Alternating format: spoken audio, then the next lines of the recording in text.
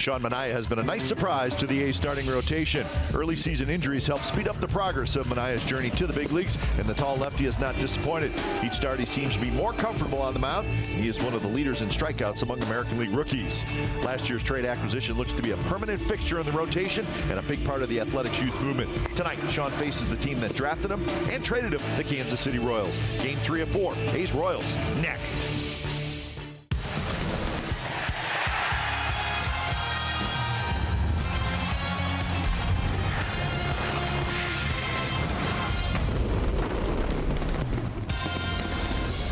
It's a beautiful night for baseball. We are at Kauffman Stadium in Kansas City. The A's trying to make it 3 in a row over the Royals. Game 3 of a 4-game series. Athletics and the Royals. It's coming up on CSN California. Good evening, everybody. Welcome to Oakland A's Baseball. Along with Ray Fosse, I'm Glenn Kuiper. Sean Manaea gets the start today. His last start was on August 29th, so Ray, 16 days ago.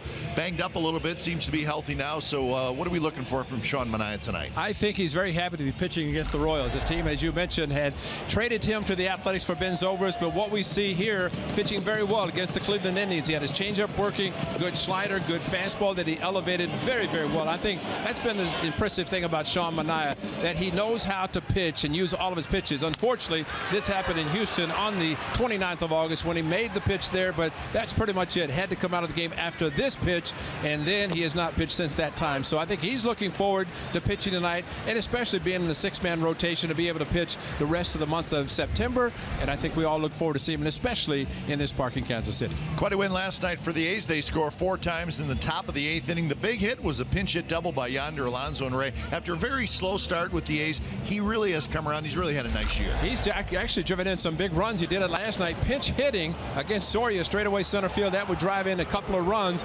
Did a great job, and coincidentally, he has only 2 pinch hits, and the other one was this one against Jesse Chavez against the Blue Jays. Saturday afternoon, a 2-run double, just like last night, but he's done a tremendous job swinging the bat, but also his defense been spectacular. We've seen him go to his right, as you have mentioned many times. That's one of the best things that he does. Fed it nice to the pitcher covering. Of course, got the last out of the game last night, but he's done a tremendous job. Good to see him swinging the bat now. Yep, Yonder Alonso will hit 5th in the A's lineup tonight. Now keep it right here on CSN California. Up next, we will head back to the A's pregame live studios and then back to Kansas City for Game 3 of the series, A's and the Royals.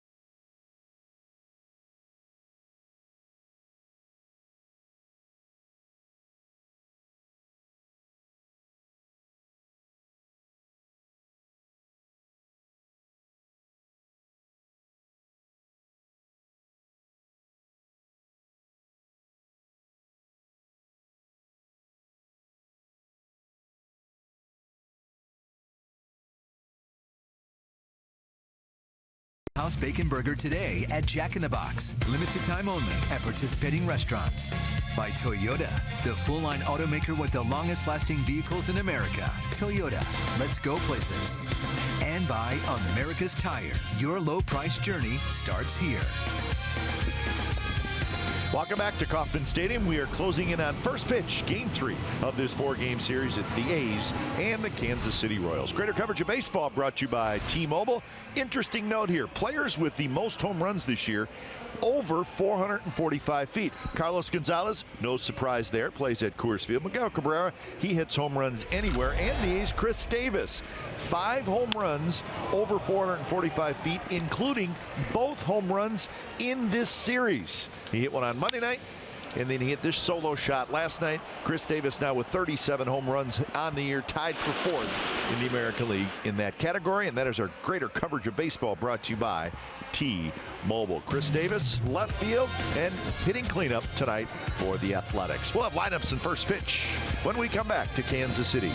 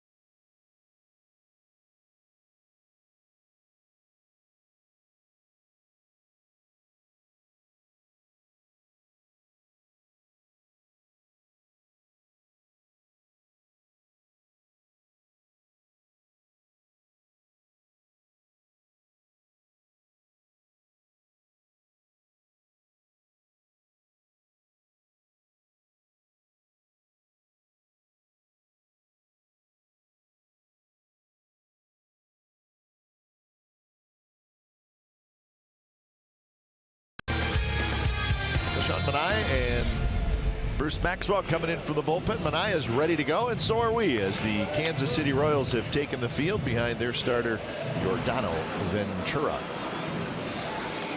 So let's look at the game time weather for tonight. It's presented by the Santa Cruz Beach Boardwalk. Get to the beach. The admission-free boardwalk is open this weekend. Nice night here in Kansas City. 76 degrees, not real humid. And we are not expecting any rain, at least not tonight. A little worried about tomorrow, but that's tomorrow. We're going to have nice weather tonight as we get set for Game 3 of this 4-game series. Here's the lineup tonight for the Oakland Athletics. It starts with Joey Wendell. He's at second base. Danny Valencia will be in right field, and Stephen Vogt's the DH. Chris Davis, couple of home runs in this series season left. Yonder Alonso at first. Ryan Healy, he continues to swing the hotbed. He's had a good series. Then Marcus Semien, Bruce Maxwell, and Brett Eibner. Eibner is in center field. Yordano Ventura, the hard-throwing right-hander on the mound for the Royals. 10-10 record on the season as he makes the 29th start. Hard thrower, yes. His fastball reaches the upper 90s. He also throws the curveball and changeup, two-seam fastball. And you wonder with that kind of stuff why he has just won 10 games and lost 10. But that is the case for him. And we'll see how he performs tonight. He's facing the A's for the first time this year. The Royals defense lines up with Alex Gordon in left field. Paulo Orlando is in center. Whit Merrifield is in right. Chesler Cuthbert at third. Alcides Escobar at short. Raul Mondesi is at second. Eric Hosmer is at first. And Salvador Perez is your catcher. So Joey Wendell steps in and we are set for baseball. Thrilling win last night for the Athletics. A blowout win for the A's on Monday. They won 16-3 Monday. They won 5-4 last night, trying to make it 3 in a row over the Royals tonight. So the A's have played good baseball in this series. Joey Wendell, little jam shot, and that's how this ball game will start. An opposite field base hit for Joey Wendell. Umpires tonight, that is Adam Hamari, who's calling balls and strike. Mike Esterbrook's at first. Greg Gibson is at second, and the crew chief Dana DeMuth is down at third. And there's your umpiring crew for tonight. They will be here tomorrow as well. And if the Kansas City Royals, after that first hit by Joey Wendell, fastball inside jammed in, base hit to left field, you got to say, oh no, here we go. Because Royals need to win. The A's just playing good, solid baseball. First pitch to Valencia is outside. Royals come in 5 games back of the second wild card team. Now that second wild card team is the Blue Jays, and the Blue Jays lost today. So all those teams in that wild card hunt can pick up a game, because it's all based off of your games back is based off of the second wild card team. So Ned Yost knows his team's back is against the wall. They have a lot of work to do, and they don't have a whole lot of time to do it. And the A's would like to see Ned Yost celebrate his 1,000th victory after they leave. That means the A's will win 4 in a row. Ned's sitting on 999 since Sunday.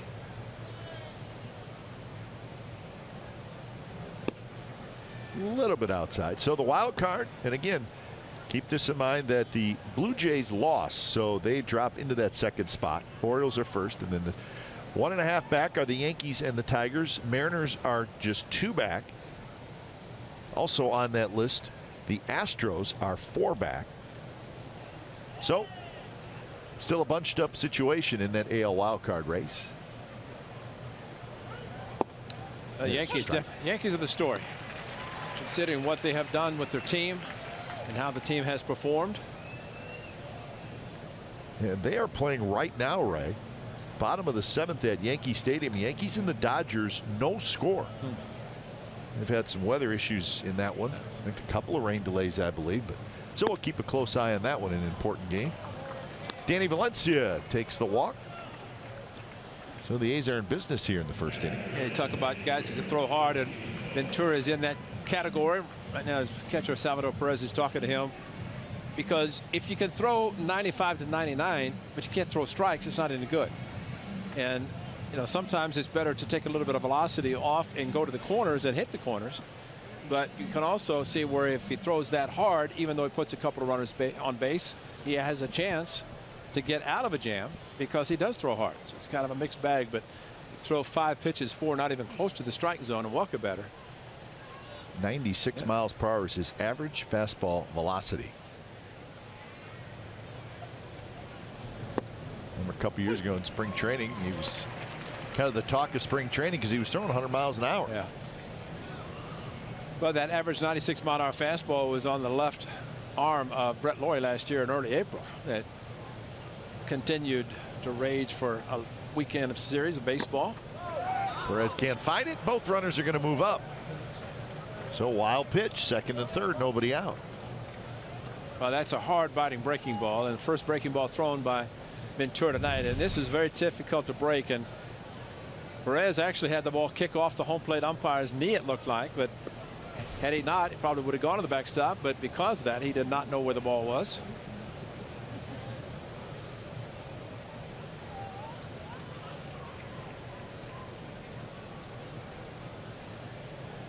So now a couple of runners in scoring position for Vogt.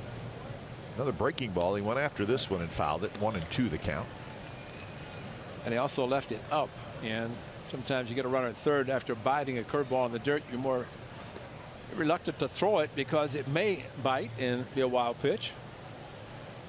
League hitting just .212 with runners in scoring position off Yordano Ventura. So he's had one of those seasons where maybe you scratch your head a little bit. So that's a good number. Yeah. But yet the ERA 4.26. He's allowed a lot of hits, a lot of walks. Fastball blocked nicely by Salvi Perez and down to the one knee on the right knee, which sometimes is not advantageous with a couple of strikes. Your mobility is a little bit less, but he does it pretty consistently, and if you want to go glove, you can afford to do that. 2-2 pitches hit hard. Hosmer is going to come home, and the throw is in tight, and they got him. Bob Melvin saying, hold on a second, let's see. Because he went in with a hand instead of his foot, I think, in watching it. He's out. That's a great play by Hosmer. Yeah. I mean, he was playing regular position. Well, Joey Wendell did the best thing, trying to go around and tag the plate with his hand. And it looked like Salvador Perez put the glove on the plate and his hand touched the glove. So it goes as a fielder's choice. And now runners at first and third. Hit the ball too hard. Not as hard. Wouldn't have gone to the plate. Chris Davis swings and misses, 99 miles an hour. Now Ventura might settle down, and the good fastball, Chris Davis. You throw a mid-90s, upper 90s fastball upstairs, that's a tough pitch to catch up by for anybody. Then a breaking ball, and it's off the plate.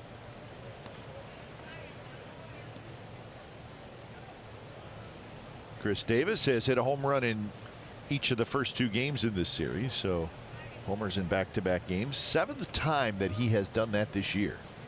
37 homers and 90 RBIs. And now he's behind in the count 1-2, so he's going to have to battle Ventura.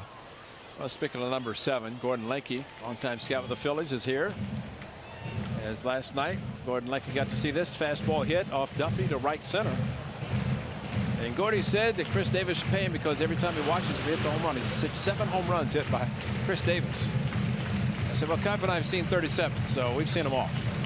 And he has been impressive with his opposite field power. There's really not a park that's too big for Chris Davis. In case of Ventura, who throws as hard as he does, then just have to get the bat hit through the zone. Nice block by Perez. That saved a run, and that was not an easy block. Well, he did it with Vogt hitting. He's done it now with Chris Davis, and kudos to him for continuing to call it, and especially knowing that this is the possibility. He came up. Fortunately, the ball came up into his glove. It could have stayed down and gone between his legs. Chris Davis tied with Chris Davis for 4th in the league in home runs. Don't need a home run here. I'm surprised they're throwing as many curveballs as they are, because he's got a good fastball, and especially I think he's going to get it now. Dave Allen, pitching coach. Don Wakamatsu, the bench coach, looking on. Trying to figure out and wonder why 2 years in a row they had everything going, but this year it's a little bit different for them. And Davis checks his swing. No swing, and he gets the walk. So a couple of walks here in the first inning. Now the A's have the bases loaded, still 1 out. Well, he started, got the fastball down and away. That was not a swing. Perez wanted the appeal, but it's not called a strike and was not. So big opportunity for Yonder Alonso. He only needed 1 at bat to come through last night. The pinch hit in the 8th inning, a 2-run double.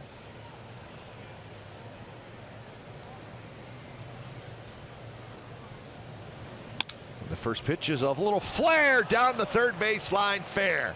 It's going to score a pair. Chris Davis trying for third. The throw is not in time, and everybody's safe, and the A's lead 2-0. So Yonder Alonso got jammed and just looped it right over the third baseman's head. Well, how about a jam by Window, a jam by Alonso, but 2 hits opposite field, and especially this one with the bases loaded. And Yonder Alonso, once it got over the head, broken back over the head of the third baseman. Tay Gordon is very good in the outfield. We've seen him make the play, and Chris Davis hustling the third. Good play by Gordon, but not enough time to get him. So the A's take advantage of the walks by Ventura. Right now, looks pretty good as far as taking advantage of those. So Alonso now 52 RBIs on the year. And here's Ryan Healy. Healy 4 for 8 in the series with a homer, a double, 3 RBIs. He's walked a couple of times. Good swings in this series. And he takes a strike. Gordon coming in and being able to throw over the top, and Chris Davis hit the bag and fortunately kept his hand on and got back with his hand because the third baseman did not stay with the throw. But Gordon made a similar play like that a couple of years ago, made it to third because it's a third baseman right over the top, made a perfect throw, got a big out. Actually, it's a play at the plate, not at third. And an infielder who did not hold the tag. Exactly right. And that's important in these days. And Cuthbert has played enough. He should know that. Middle infielders back. Hosmer back. Cuthbert in a little bit at third. So Healy just has to put one in play here. He's got a chance to get an RBI. Yordano Ventura standing on the mound with his hands on his hips, and that's part of his problem. And that's part of Danny Duffy's problem, where he tried to go inside with a fastball, and like with Chris Davis, Ryan Healy crushed him. Seen a lot of times where a lefty tries to get inside the righties and don't do it, and that's the result. And that one bounced just foul. So the count remains 1-2 to Healy. When you say that about Ventura, I was told that Eric Hosmer is such a leader on this ball club that something happened where Ventura threw a ball wild at first base and saved it. Ventura, or he got in the dugout and Hosmer grabbed him by the uniform and said, "Let's go, just play baseball." Yep. Throw across, and Healy's going to be retired, and Davis stays at third. Well, this is what we're talking about. It was a check swing, and it's the first inning. But watch Ventura's reaction. Now watch. Now, I mean, wow. He is getting better, but he's 25 years old, and sometimes he does these things, and the Royals are doing everything they can to help him. But what he's doing is he's hurting himself. Absolutely. And it's the first inning. And he's not going to get much help for the guys in blue either. And he's not. I mean, the reputation now is there. I mean, this is what, the home plate umpire sees this. The first base umpire sees it. And it's the first inning. Yeah. And he's very animated on the mound, so he'll dance around and a little bit, and that sometimes irritates the hitters. But well, I guess that's that's kind of a hang with him with the hitters. I mean, he's going to do that. Yeah. With the umpires, it's a different thing. Following the incident here in Kansas City with the A's, they went to Chicago, and he had another incident there. Yep. That players don't like it whenever pitchers kind of instigate things, just because of their personalities. So the 0-2 pitch, Semien strikes out. When it's all said and done, the A's get 2 in the top of the first off Ventura.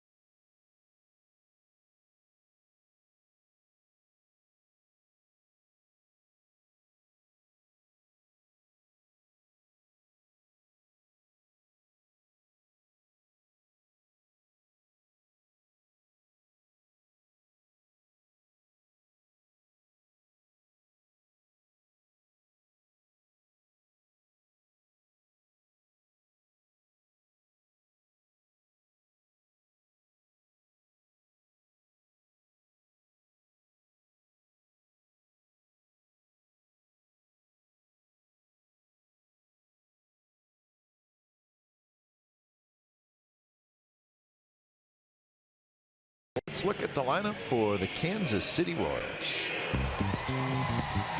Starts with Whit Merrifield and Chester Colbert, a couple of the young players for the Royals. Hosmer, Morales, Perez, big three in the middle. Then Gordon, Orlando, Escobar, and Mondesi.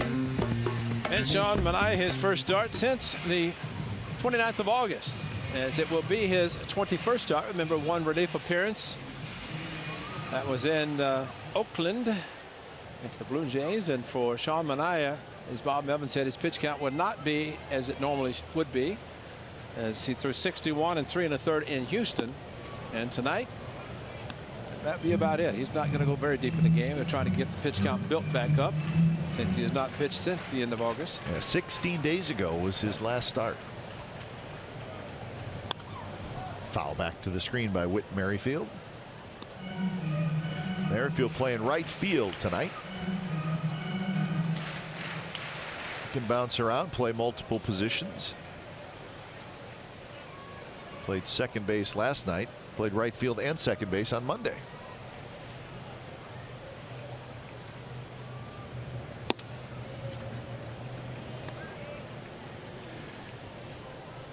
Competitive balance pick after the first round by the Kansas City Royals. That was in 2013. He was the 34th pick in that draft, so a very high draft pick.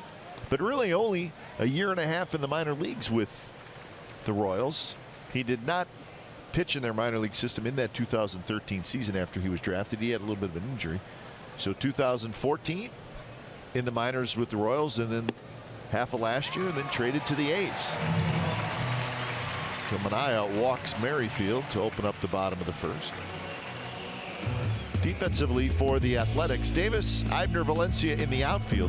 Healy, Simeon, Wendell, and Alonso on the infield. And Bruce Maxwell is your catcher.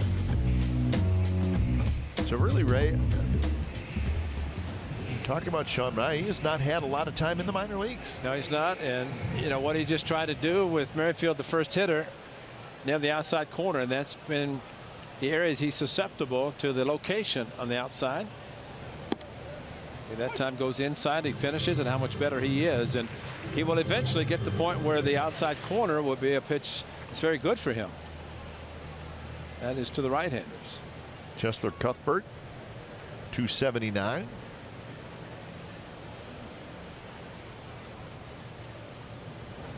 Swing and a miss. And the slide step, and Manaea likes to do that. As big as he is, he does not want the high leg kick, so he uses a slide step and really does not lose anything off of any of his pitches. That was a good changeup.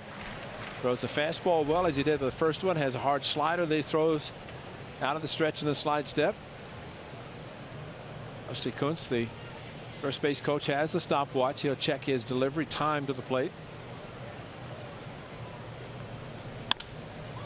Bounced right towards second. Wendell flips to Simeon on the first double play.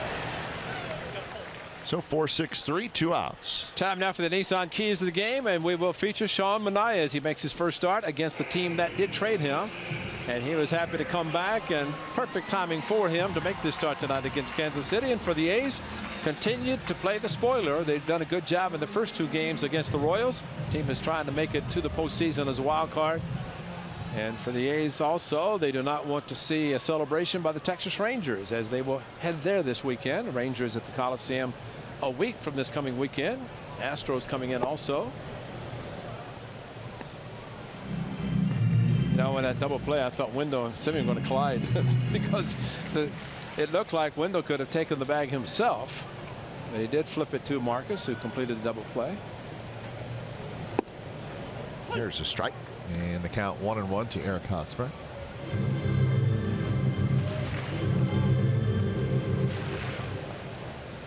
They mentioned that Rangers situation. They have a magic number of 8. So they do not play tomorrow. So they would have to win tonight, second place team lose. They would get the magic number then to 6. And then they would have to sweep the A's this weekend to celebrate on Sunday. So it's possible, but they would have to win tonight and then beat the A's Friday, Saturday, Sunday. It's 6. So they'd also have to have Seattle and Houston lead, because Well, if they win tonight and Seattle loses, then it would be 6. That's right. Yeah. And then you're right. They would need more help than just sweeping the A's. Yeah, because the A's are not in second. Exactly. Yeah. Hosmer bounces it up the middle for a base hit. So what we're saying is, I don't think we have to worry about it. Not this weekend. Not this weekend. And they are going to win it. And it's just a matter of when. This ball, though, Manaea tried to put his glove behind his back. No shift for Hosmer, and he took the breaking ball, which he handles lefties very well.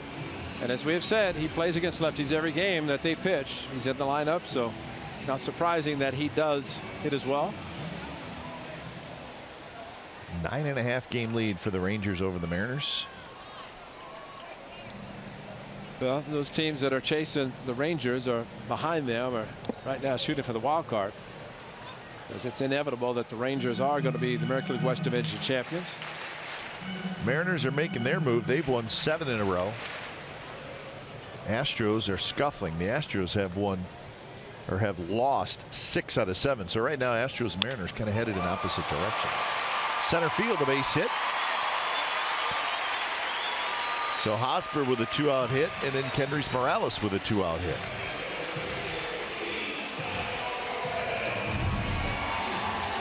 Well, a high fastball, and we have seen this young man, Morales, hit from the left side, and he's a good power hitter from both sides.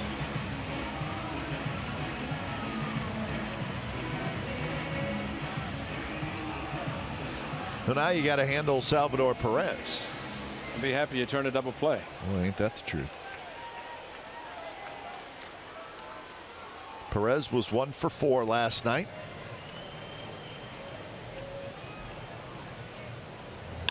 And he hits one high in the air to right field. Valencia drifting toward the line, waiting. He's got it, side retired. So 2 hits and a walk, but no runs for the Royals. A's lead 2-0 after 1.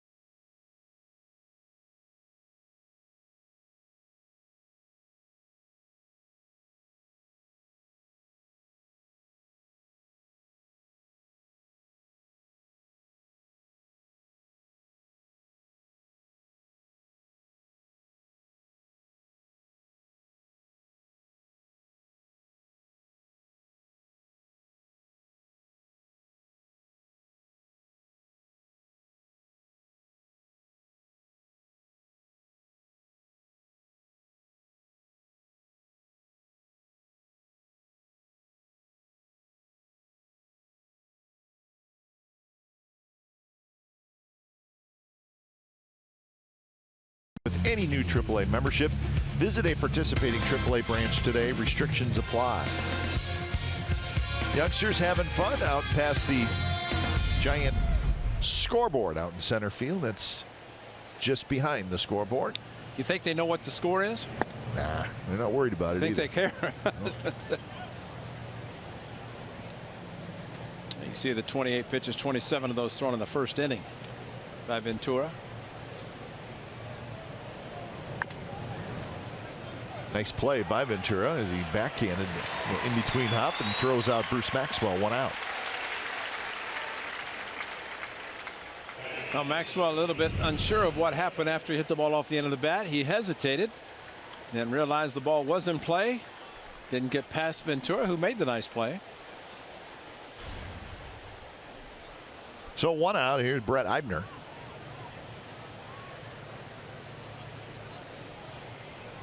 Eibner at 217 with 5 home runs, 16 RBIs. Those are combined numbers with the Royals and the A's. 2 of those 5 home runs have come with the Athletics. He's 2 for 6 in this series with 3 walks and 4 runs scored.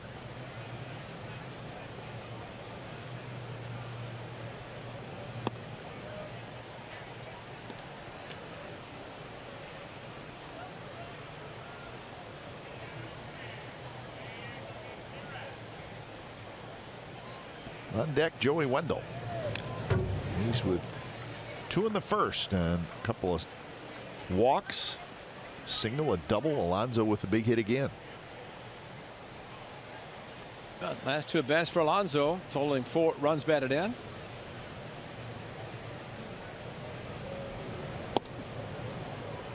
Yeah, we were talking last night, Cap, and with Gordon fielding a ball, and he said it took a bad hop, which it did, and Wash was holding Semien. That turned out to be a big run because it was an extra run after the double by Alonso. Semien was the one that hit the ball, but you know, the bottom line, it took a bad hop, and normally he fields it and throws out Alonso, but it didn't happen. He bobbled the ball, and next thing you know, scored a run. So those are the little things that perhaps in the last couple of years worked well for the Royals, but they haven't so far in this series, especially last night. Strike 3 called, and that's strikeout number 2 for Ventura. Got a pretty good changeup. You throw 95 to 99, pull the string, and throws Eibner.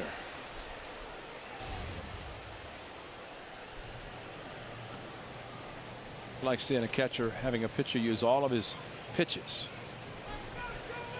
especially if fastball is not working. He's got a changeup that's a good one. Might as well use it.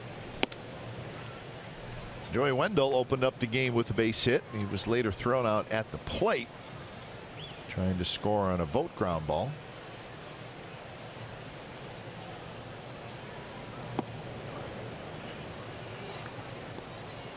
Joey Wendell so far in the big leagues. He got 10 hits now in 33 at bats.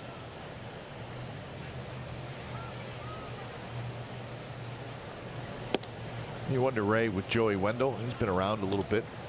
Is there anything more for him to do at the minor league level? I mean, he has spent the last 2 years in AAA. Yeah, there's nothing.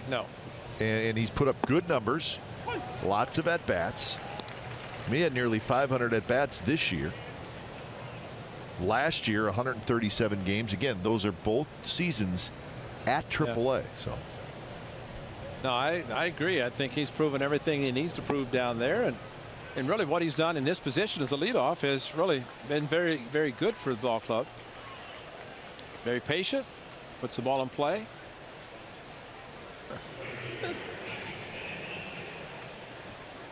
So he is aboard with 2 outs on the walk, 3 walks now for Ventura, and here's Danny Valencia. You know, he took the 3-0, which was questionable, and then on the 3-1, he figured if he's going to call that one the 3-0, maybe I better wait. So he decided, but you know, Kai playing around second, and maybe because the A's reacquired Jed Lowry to play second base, 2-year contract, and so he played this year, and he does have 1 more, and you get somebody like that here, it's going to stall the advancement of a player like you said, who's played well for 2 years. Valencia with a big swing, pops it up. Hosmer in foul territory, and he's got it side retired. So a 2-out walk, nothing else. We're headed to the bottom of the second. It'll be Gordon, Orlando, and Escobar. 2-0 A's.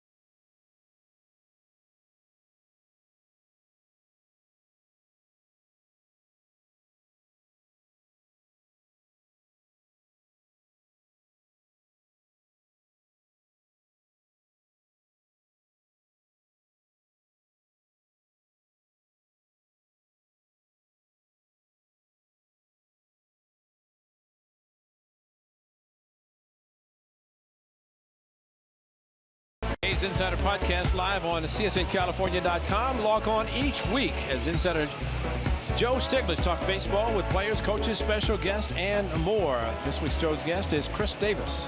A's Insider Podcast with Joe Stiglitz on CSNCalifornia.com. Sponsored by Max Muscle Sports Nutrition. Also available on iTunes. Second inning, Alex Gordon leading things off against Sean Manaea. 2-0 the A's lead.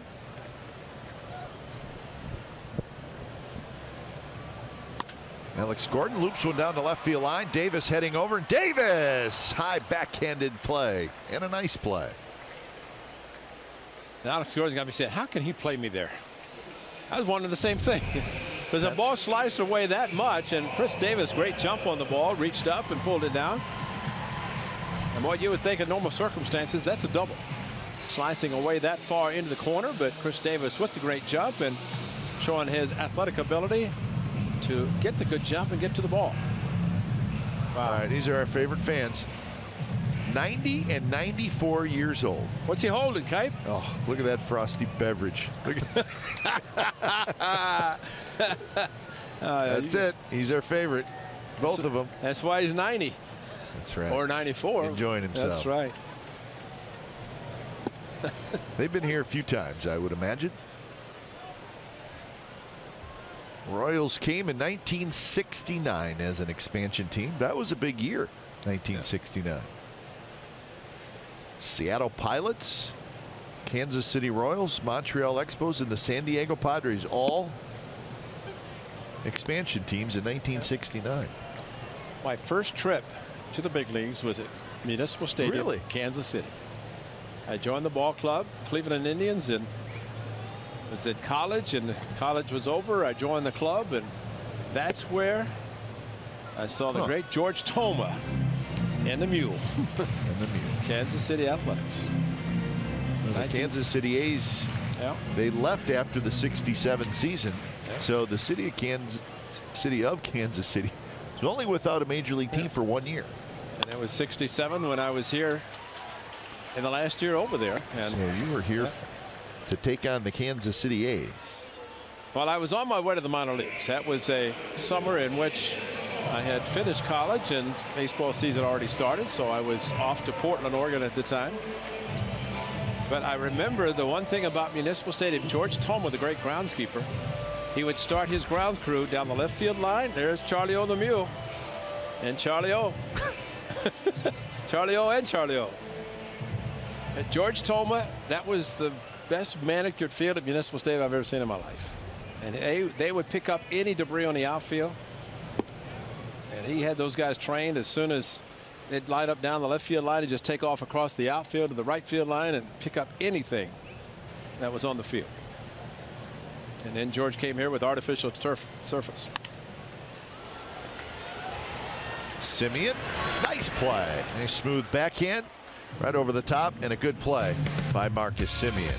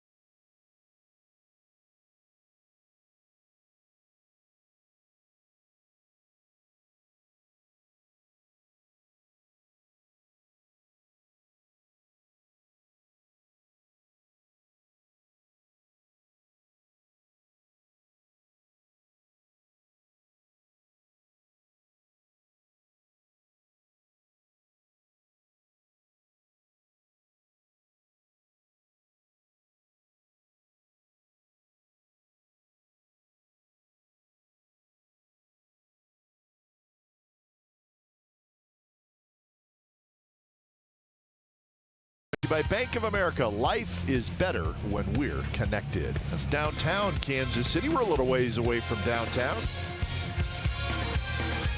A's lead the Royals 2-0, top of the third. Quite a celebration downtown last November after the Royals won it all. And those fountains that were down there were blue. As they should be. That's right. They put the blue dye in the fountains and celebrated the Kansas City Royals. I mean, you go from 1985 World Championship to 2015. That is a long drought. Not quite like the Cubs, but still for Kansas City. And not even go to the postseason until 14. 1-2 to Stephen Vogt. Vogt reached on a fielder's choice and scored in the first inning. American League champs in 14, defeated by the Giants in the World Series, and won it all in 2015. Seemed like Johnny Gomes. He showed up and they just ended up winning. I don't even think Johnny was on the roster, was he? Down the stretch he was. Alex Gordon slides over and he makes the catch. True story brought to you by McDonald's. We were just talking about it. Ray, there it is. That is Municipal Stadium here in Kansas City, opened in 1923. Of course, the Kansas City A's played there in their 13 years in Kansas City, and then first 4 years the Royals played there before moving into this ballpark in 1973. But what a great little ballpark. Municipal Stadium. You know, Cap, I'll be honest with you, when you show up or you go to your first major league, I watch the Cardinals play at their parks, but when you're a baseball player and you go to your first park, you think it's the Taj Mahal. Sure. It's far from it as far as compared to today's stadiums, but it was a spectacular place. Looks like it was small. Yeah. Fans right on top of you. That's right. That's the way the parks were. Well, the Kansas City A's just had no success here. 13 years, but there's some interesting names that donned the Kansas City Athletic uniform in the 13 years that they were here. Hall of Famer Lou Boudreau, he was the manager, 55, 56, 57. How about Roger Maris? Right. He did a few good things in his big league career. Boy. And he's a rookie in 1958 with the Cleveland Indians. How about that guy? Yeah, Tommy Lasorda. Tommy Lasorda, 1956. Left-handed pitcher for the Kansas City A's. A's were here from 55 to 67. Well, I was showing those pictures, and it's a great Monty Moore's watching, which he usually does, watch the games. And he may be in the background. Yeah, he remembers everything about Kansas City, and he got the job, moved out west, his wife Dion and the family, and broadcast the Oakland A's following their time in Kansas City. 2-2 pitch, and that's a good one as Davis strikes out. So we said the Kansas City A's, well, they were not very good when they were here, but they were close to being good. Yeah. And then when they got to Oakland, they were good. But look at these guys that were playing with the Kansas City A's right at the beginning of their careers. Catfish Hunter got up to Kansas City in 1965. Reggie Jackson in 67. Well, so really, I mean, if the A's would have stayed in Kansas City, they would have had the same team that was in Oakland, right? Why do you think the city folks in Kansas City didn't like Charlie? They were pretty much all A's minor leaguers that were drafted when the A's were in Kansas City. Yeah. Now you showed two Hall of Famers. How about Sal Bando, Rick Mundy, Dick Green, Campy Campaneris? All those guys were in Kansas City. All drafted by the Kansas City A's. Yeah. And then came to Oakland. Up the middle, and that's a base hit for Yonder Alonso. Stay hot, Yonder Alonso. He's 2 for 2. Yeah, Yonder up the middle. Yonder center field double last night. Double to left field tonight. Fastball running away from him. Got it. Hit it up the middle. It's just a good job of hitting. So. But it sounded like, Ray, and just read a couple books about it. I know you probably know more about it, but Charlie Finley, when he was here, he wanted a new stadium, but did not really get along with the powers that be, government officials here, and finally he just said, it's not working. That's right. Go to Oakland. I'm out. Moved the team to Oakland in 1968. Healy fouls it straight back. Well, you saw Charlie O on Charlie O, and the mule, and that mule was with Charlie O for the years in Kansas City, and he brought him out to Oakland. Well, it sounded like the relationship between the city of Kansas City and Charlie was good at first, but it soured quickly. And it got to the point of no return, and then it was time to go. But you're right about those players, because they were developing into a championship team. And 71 lost 3 straight to the Orioles in the league championship series, and then actually won 5 consecutive league championship series. There's Hawk Harrelson. That is the best. Hold on tightly, Hawk. You know what I like about that too? Look at Charlie O has a hat on. Look at the brim of the hat. That's right. Actually, Hawk looks like a jockey, doesn't he? Yes, he does. He looks like a jockey that's going down the stretch. Hold on. Hawk said, "I want to get on and ride Charlie O," and that's what happened. 1-2 the count to Ryan Healy. So really, I mean, you could say the history of the A's.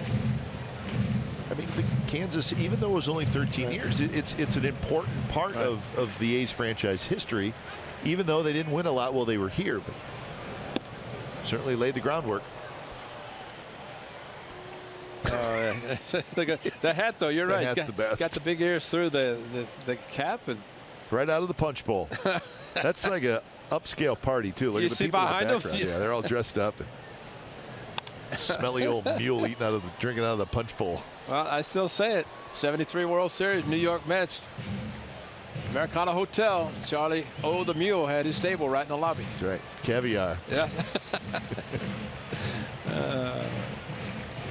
And then go over to the Edgewater Hyatt House, where at the time it was there, and Charlie had a stable right in front of the Edgewater Hyatt House for the World Series games in Oakland. Close pitches, so now it's a full count. How about that? So the hat that we've shown you in these pictures is in the Royals Hall of Fame Museum. Look at the bill and then the years. That'd be where the years went. That's beautiful. That is great.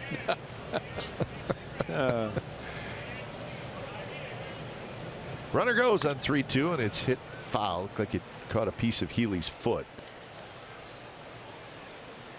One of the most memorable sights was whenever they came out with the white shoes, and that was the first. Charlie had the white shoes and had the vest uniforms, which are classic uniforms. See catfish in them, and see a lot of teams now and understand that you have 51% of your own team color in the shoes, then you can wear white, and you'll see more and more white shoes. Actually, a lot of these Royals have just the touch of the blue in their logos. This one driven to right. That's a base hit. Yonder Alonso moving on the pitch. He'll go to third. What a heck of an at bat by Ryan Healy. Well, it makes you wonder. I mean, when you have an at bat like this and you're protecting, why is the right fielder playing as deep as he is? Happily, though, for Ryan Healy, because he took a fastball after seeing a lot of curveballs fouling off tough pitches. Ends up having a 9-pitch at bat after starting 0-2 and lines a single to right field.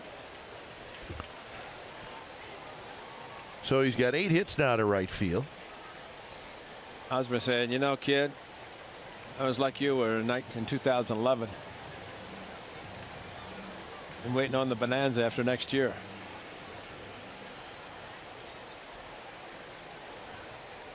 Look at this. 1963 Kansas City A's.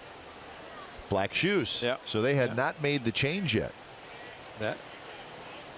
Oh, how sweet are those uniforms? Yeah. See the numbers on the sleeves. There, he saw the picture of Hawk on the Charlie O. Hawk was the first real free agent. Charlie Finley let him go in '67. And he became a free agent technically because Charlie didn't like it. So he could have been with that great A's team in the 70s.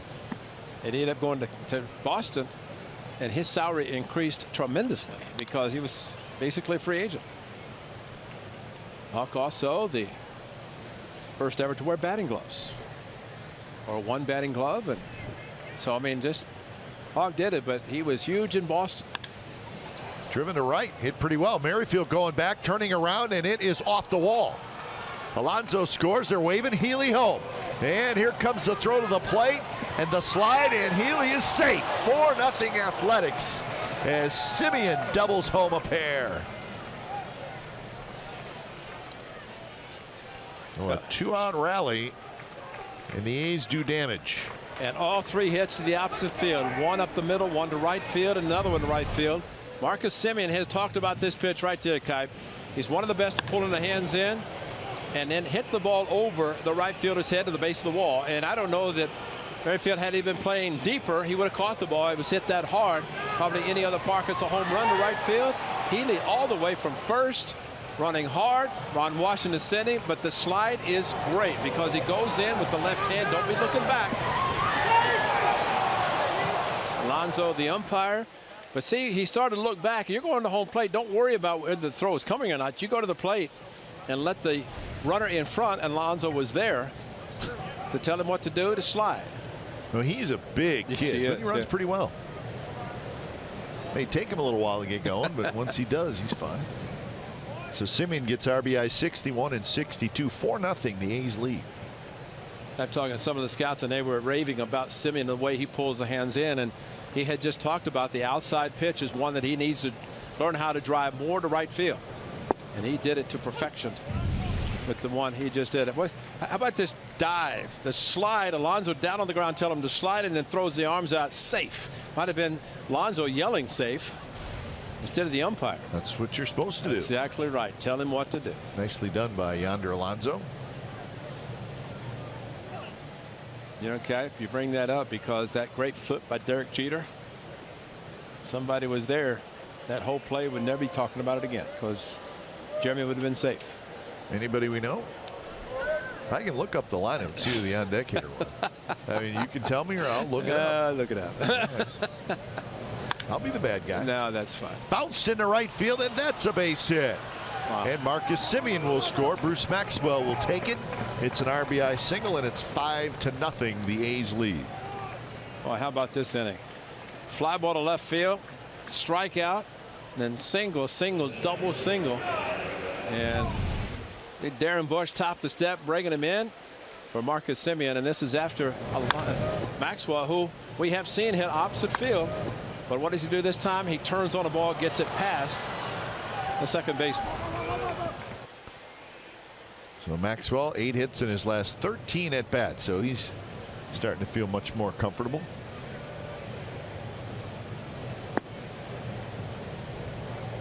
So 5 runs tonight. The A's have now scored 26 runs in this series. They're 12 for 23 with runners in scoring position in this series.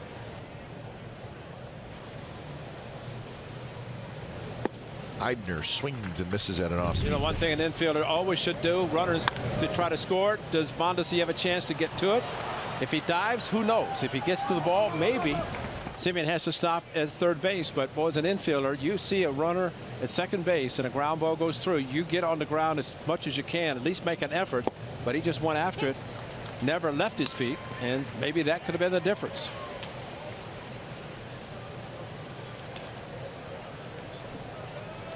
Well, look at the pitch count, 74 for Ventura with 2 outs in the 3rd inning. And you just saw Darren Bush, the A's hitting coach. He is ecstatic about this young group of players that are playing. And series 26, 9 games, 26. How's that? Says a lot.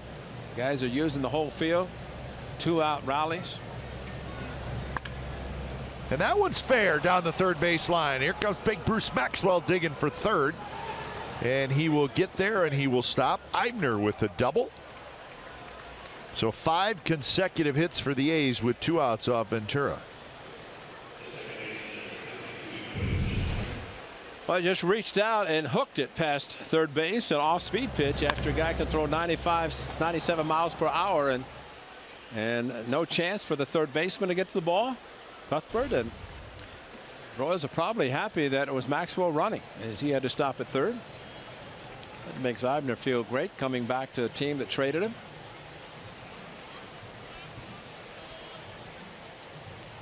So a meeting on the mound as they're moving around out in the bullpen. So starting to warm up, Brian Flynn, number 33.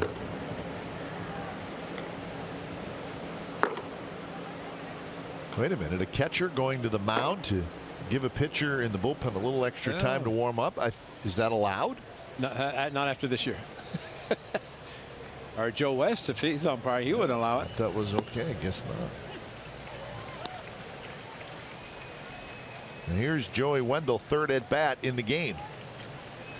Single and a walk so far. There's some very disappointed Royals fans have come out to sports this team all year. And see where they are right now. And I must say that when the A's came into town, there was a lot of people just thinking, licking their chops, going to take over the A's, maybe win 3 out of 4, maybe sweep them. And so far the A's have done just the opposite, scoring the runs, and they have really come out strongly this year to support a team that won the World Championship last year.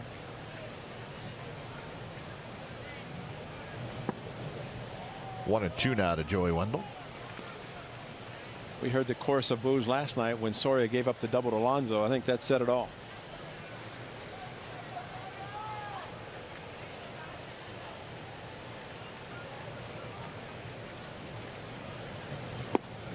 Strike 3 called to end the inning, but the A's get 3 runs on 5 hits, all coming with 2 outs. 5-0 A's as we go to the bottom of the third.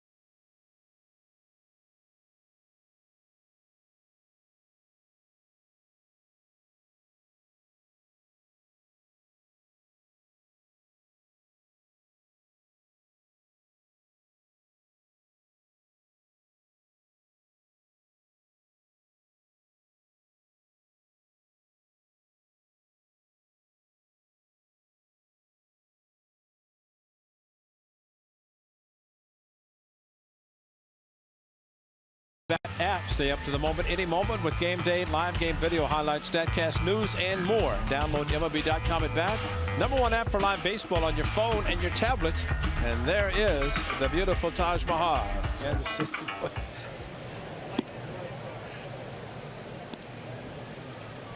So here is Raul Mondesi, young second baseman. He's a switch hitter from the Dominican Republic. Yes, his father is Raul Mondesi. In fact, as I was looking in the media guide, Ray, so he's named after his father, right? Obviously. Then he's got an older brother.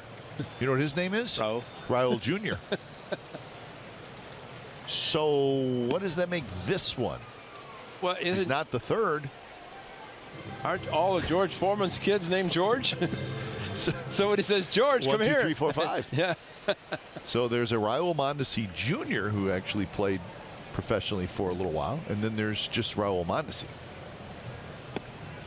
That's a great pitch. This young man came up last year in postseason, never spent any time in the big leagues, but they put him on the roster. Of course, they did not pinch hit, substitute. Great fastball by Manaea as Maxwell wanted it up, but got it in. Anytime a hitter tries to pull the hands in, that means it's a good pitch running in on him, and Sean Manaea made a great one. So 1 out here in the 3rd. Top of the order, Whit Merrifield, who walked in the 1st, was erased on a double play.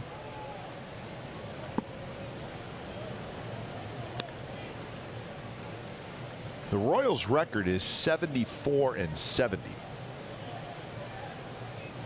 And they've actually played extremely well within their division. But the division that has really hurt them, Ray, is the AL West. They're 10-22 against the AL West.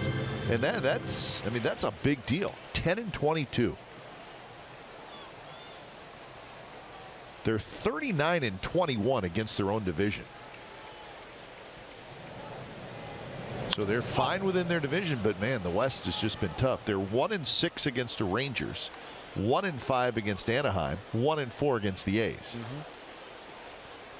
Close games in Oakland that Herrera blew 1 save. Had a lead late, but he came in. Jed Lowry got the big hit to tie the game, and then the A's won it. Reddick hit a home run off Chris Young, who's now in the bullpen for the Royals. So a good weekend of baseball against Kansas City at the beginning, middle of the season, middle of April, that is. So at the end of the year, there's always things you can point to and say, well, that definitely hurt us. That hurt us. And I think the Royals are going to say the West, I mean, it just killed us. Well, like you said last night about Houston and Texas. Same thing, yeah. Hey, Houston's going to look back and say the Rangers hurt us. That's it right there. They're going to circle the Rangers in their record. I remember Brent Strom, the pitching coach for the Astros.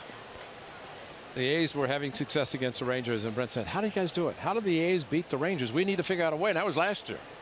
And it's continued this year. So something has happened. And, you know, A.J. Hinch said after the game last night, he said it's a game the Astros should have won. They didn't. He said it's really heartbreaking to have a game won and end up losing it. That's right. The Rangers beat the Astros again last night, so they've won the first 2 games of that series, and both games in the series 1-run losses by the Astros.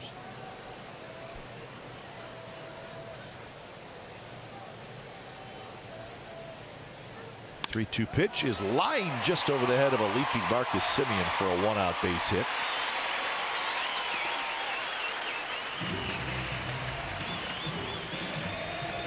Splits for Sean Manaea. On the road, 0-6, very high ERA. At home, very good, 5-3, good 3.26 ERA.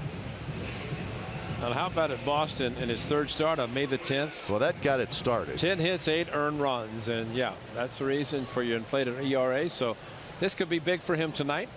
He had a big start against the Astros before the break. 7 shutout innings, but a game that Houston came back and won. So it's not that he hasn't pitched that well all the time. It's just that running some bad luck. Mike Morgan. Well, he lost a lot. Mike Morgan pitched with everybody, didn't he? Yeah, yes, he did. On the road again. I've been everywhere. That's in the song. Sean Manaea, it's just a matter of the pitch count. He's at 36, which is good, the 3rd inning. And Bob Melvin said he really hasn't built up the pitch count because he's been inactive for a while. But I think he's a keeper. I think he's going to be just perfect in the A's rotation. And tough job for Kurt Young, Bob Melvin starting next spring, because they're going to have a whole bunch of pitchers coming back healthy. You hope. There's some guys that, I think of Bassett and Dubron, Tommy John surgery, both out for the season. A's have used something like 14 starting pitchers on the year. Yeah, not what you normally want. You know, at least you're getting to look at the young ones. That's right. And you know, Sonny Gray figures to come back healthy.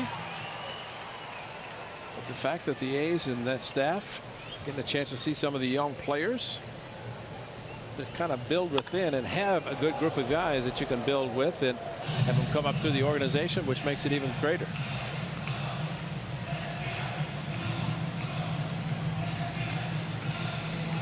So 1-2 the count to Chesler Cuthbert. Should not sell the Royals short though, Ray. They have been known to battle back big time. Absolutely. So got to be careful in a game like this. They did it last night, even though they gave up the runs in the 8th. They made it interesting in the 9th. Eibner calls off Davis and he grabs it. Well, that's a good point, and I know Ed Yost said that they are relentless when it comes to that, and he said that guys will come in the dugout and they'll be down runs and it doesn't matter. And maybe not as much this year because they've not had the same type of success. Well, probably the 2 trademarks for the team that went to the World Series one year, won it the next year, is great bullpen and what we're talking about, the ability to come back. Yeah, exactly.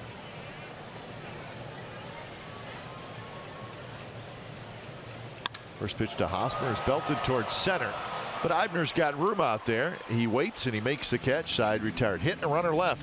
We're through 3 from Kansas City. A's lead 5-0.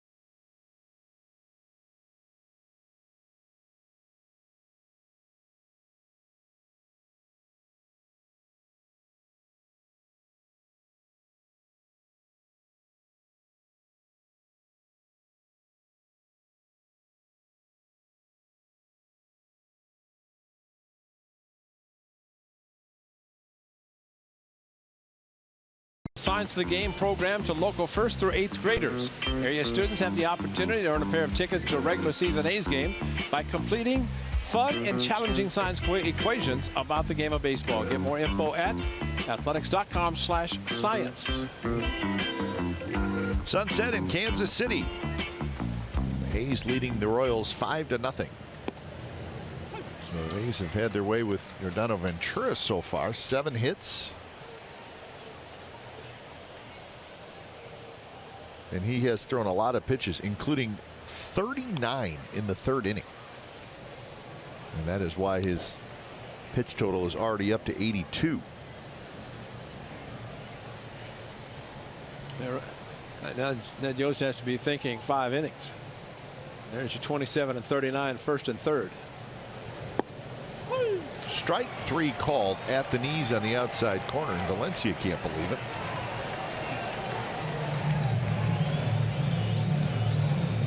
The 5th strikeout. Looked like it may have been a little low.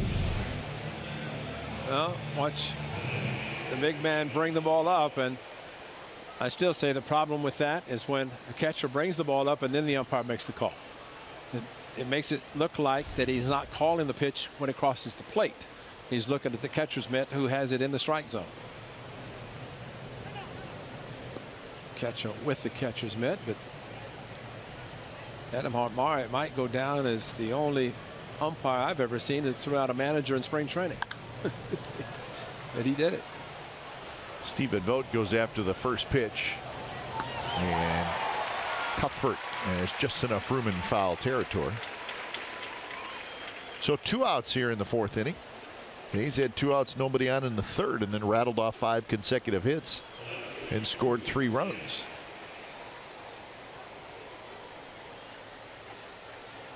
Well, it's good they did that in the 3rd because they had a couple of more opportunities to break it open even in the 1st inning. Left runners at 2nd, 3rd a couple of times.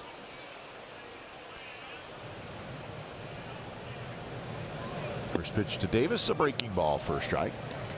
Davis a walk and the strikeout so far tonight.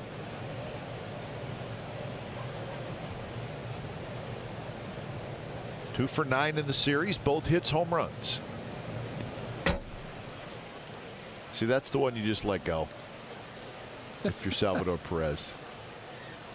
Well, he jumped up and went between his legs. You got to jump up, jump out of the way. Get out of the way. Yeah.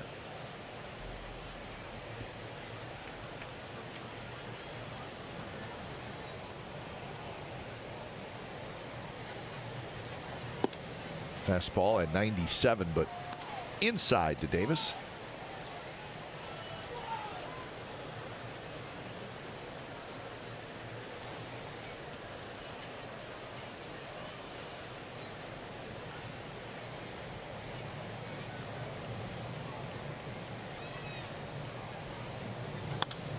Last year in the postseason, Yordano Ventura made 5 starts for the Royals, but was not great. He gave up 15 earned runs in 21 innings in those 5 starts, but he had enough help from the other guys in the Royals rotation.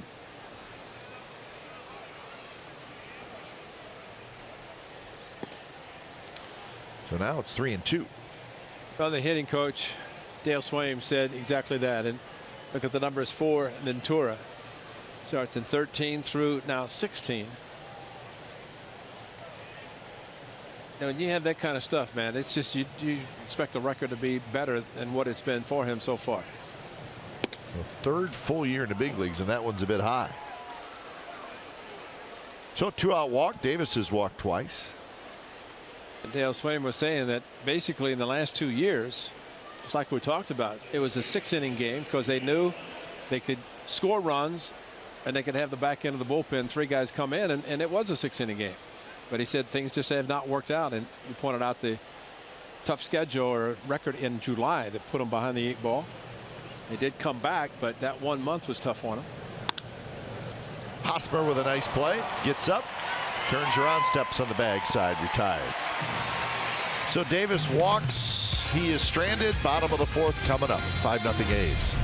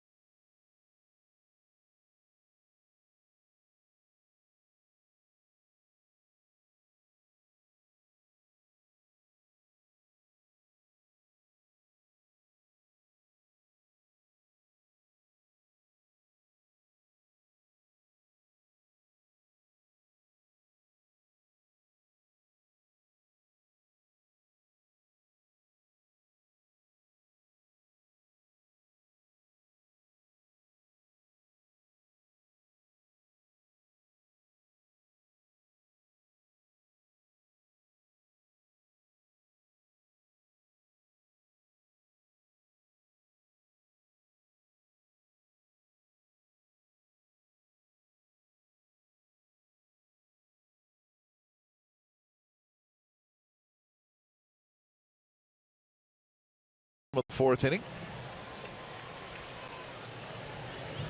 So Sean Manaea has done a nice job. As Ray mentioned earlier, not sure how far he's going to go. First start in 16 days. His 42nd pitch. He has 31 strikes that he's thrown, so good ratio for the big man. Sure, some adrenaline through his body tonight. And the A's have made a couple of good trades. Traded Ben Zobrist last year, and of course got Sean Manaea as the main piece, and Scott Kazmir to Houston, getting Mengden to Nottingham. Nottingham turning into Chris Davis. So those are things you do. Trading deadline to help yourself. The scouting department doing a good job. See, Sean Manaea is pitching better because he's grew a mustache. It's 16 days to grow a mustache. I like it. Well, if he pitches well, they'll keep it.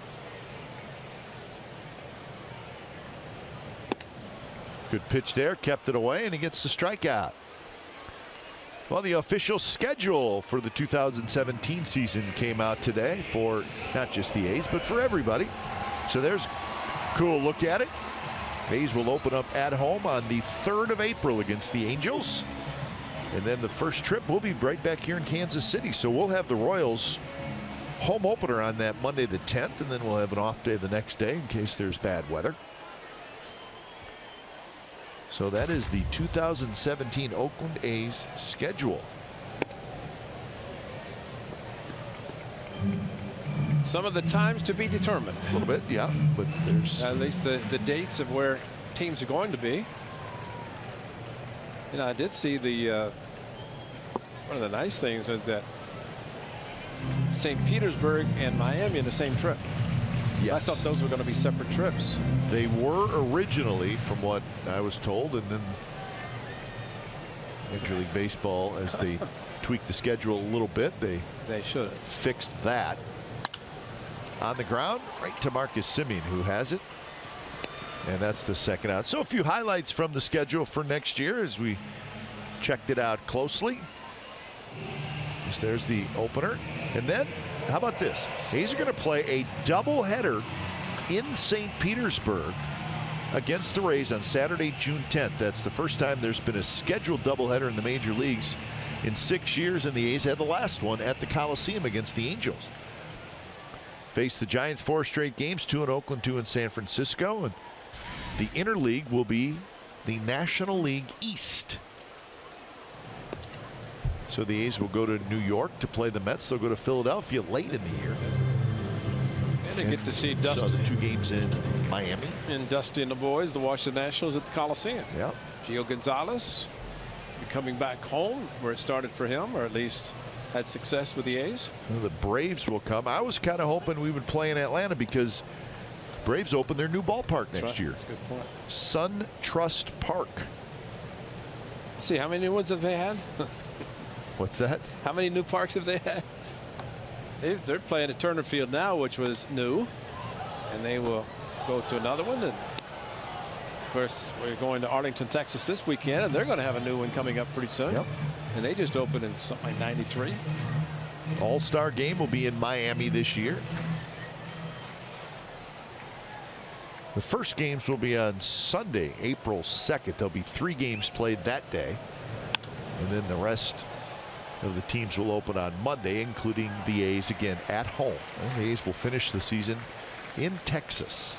You know, you can think about the All-Star game in Miami and the Home Run Derby and Giancarlo Stanton. Yeah. It'd be like Todd Frazier last year in Cincinnati when the homegrown or hometown hero won the whole thing. I would say he's the early favorite. Exactly. So a good look at the 2017 schedule. The A's leading 5-0 here after 4 in Kansas City.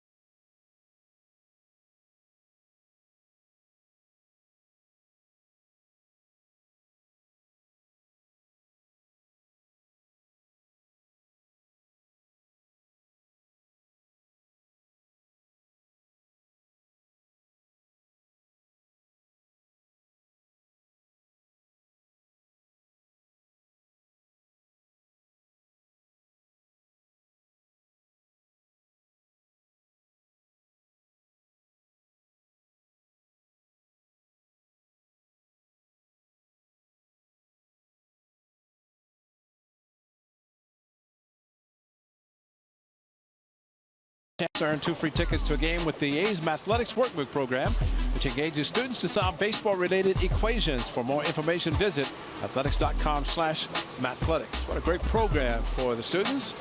Science programs, the Mathletics. Want those students to grow up to be great students, young kids.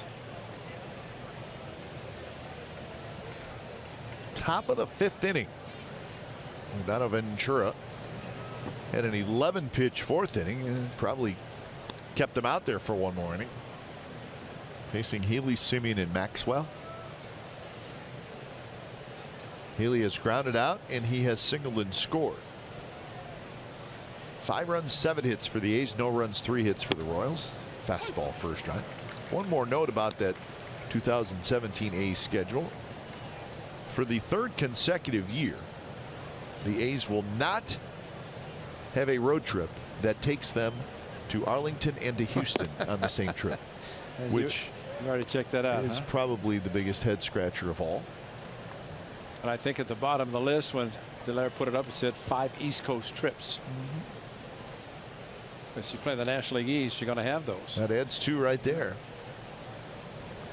Oh, and that one gets Healy right in the ribs.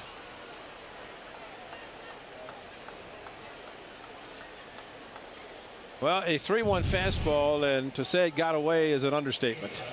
Oh, yeah, man. He felt it too. See, even the manager went, oh. Yeah. That'll take your breath away for a little bit. Yes, it will. Marcus Simeon, being a good teammate, steps out, maybe give Healy just a couple extra seconds to catch his breath. You're right. And that one not close. So the last 2 pitches have been nowhere near the strike zone. And how about Marcus Simeon on the same day in back-to-back years? September the 28th. Look at that good-looking uniform of Marcus Simeon. Chicago White Sox. Put it on the board, Hawk. And then again with the white uniforms on in Chicago the exact same day, 2 years apart. Marcus Simeon, 2 home runs against Yordano Ventura, and hit those 2 to left field. And what does he do tonight? Double to right field, driving in 2 runs. How about that career numbers? A couple of walks, a couple of home runs, a couple of doubles, that is, and 2 home runs. So meeting on the mound. So Ventura's last 2 pitches have been way inside and way outside. And you know what's amazing, Kipe, is that Marcus Simeon was talking to Adam Hamari so much that he didn't go out to tell Perez to hurry up and come back. Because normally they go out, they want to, I mean, Perez trying to buy some time, also trying to help his pitcher, because all of a sudden he got real wild, especially the ball that hit Healy.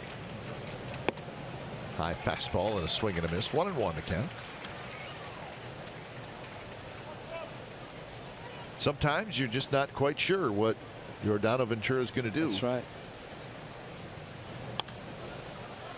Simeon had a big hit in this game. A 2-run double in the 3rd inning. Brian Flynn, he's been up a couple of times now. What do they call it, Kipe? Effectively wild? Well, I guess. But dangerously wild. Dangerously, in the case of Yordano Ventura. You know, some guys can be effectively wild, but I think some guys also possess a 95-plus fastball that. Loop to center. Oh, that was knuckling big time, and Orlando was able to stay with it. From our vantage point, boy, we could really see that one knuckling. So that is out number 1, and here comes Ned Yost. I have a feeling this is not going to go over well if he makes a pitching change. Well, he's going to, I would think, because he is already called for the left-hander, but you're right, the knuckleball to Orlando. And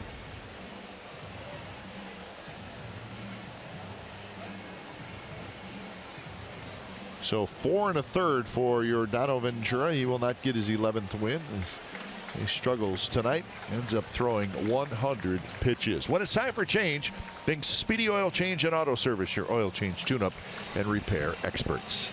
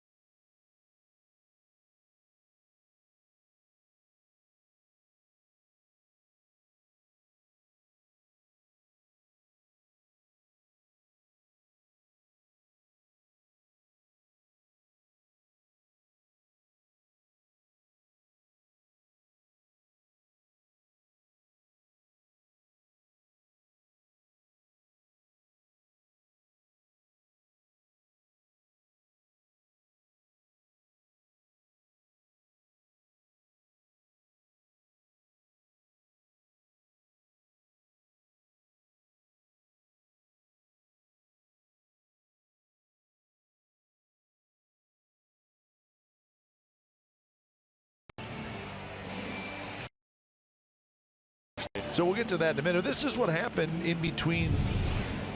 We're in the break. Ryan Haley probably not thrilled about getting hit, and he was chatting it up a little bit with the middle infielders, including Eric Hosmer. Well, he said he was upset about getting hit. Can't blame him. Absolutely, I don't blame him either. Well, some might say it's intentional, but well, I don't know about that. Well, but I mean, hey, we've seen it in the past, and that's the only thing that. But I think Ventura knew he was going to be coming out just because the pitch count alone. And let's hope it was just wildness. And what was good is the next pitch was a curveball in the dirt for a serious wild pitch. So Brian Flynn is the new pitcher, left-hander, making his 31st appearance. All out of the bullpen except for one start. Facing Bruce Maxwell. Now 1-2. Maxwell had an RBI single in the third. He was also grounded out. Well, Maxwell was telling us about being a middle of the field hitter. Expanded on it by saying as a kid growing up he was bigger than everybody else and he couldn't get any fastballs. They kept throwing him off speed pitches. So he just stayed back and used the opposite field with those off speed pitches. And they also talked about it's much easier to pull the ball, harder to learn how to hit the ball to the opposite field. Flynn picks it up, throws to first to get Maxwell for the second out, and Healy goes over to third.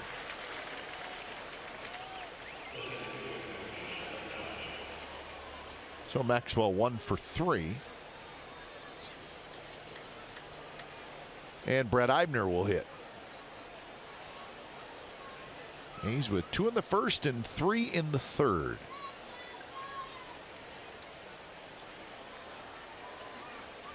For Ventura, just 4 1/3 tonight, 7 hits. He also walked 4, and it was a rough start for him right from the beginning. He's talking to Volquez tomorrow night, starting pitcher for the Royals.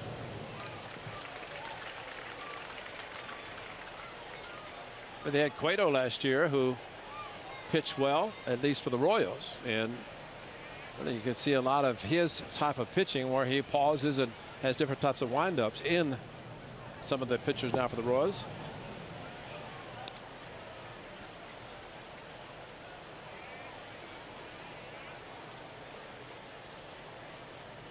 One and 1 the count to Eibner, who doubled and struck out.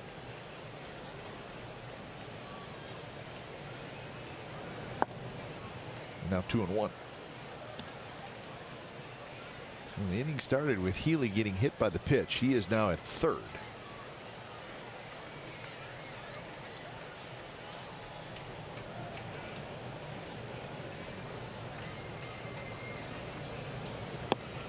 Outside corner strike.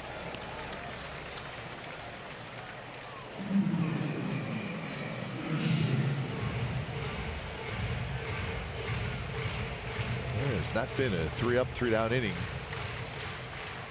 for the Royals tonight. Another night where the A's have had base runners all over the place. They had 29 base runners in game 1 of this series.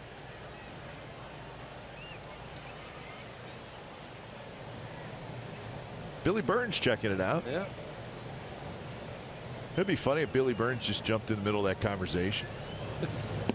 So this is what I think. Wow.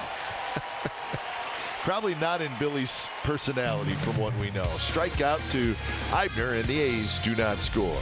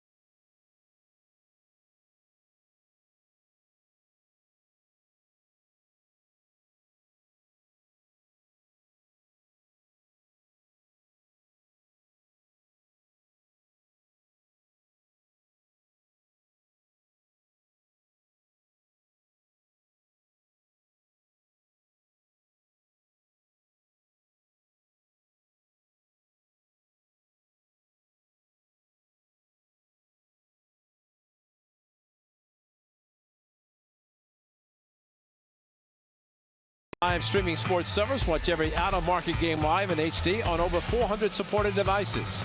There's a free subscription to AdBet Premium. #1 app for live baseball. Blackout and other restrictions apply. Visit MLB.tv for details. So the A's lead 5-0, bottom of the 5th inning. Sean Manaea pitching against his former organization. He's got 3 strikeouts, 2 walks so far. He's allowed just 3 hits. And some run support because there was a time he got 0 run support. Good to see his club giving him 5 runs, and he has taken it and pitched well. Trying to pick up another win. I think for him also just to prove that for himself that he's healthy going into the offseason. First year in the big leagues, and his debut on April the 28th against the Astros.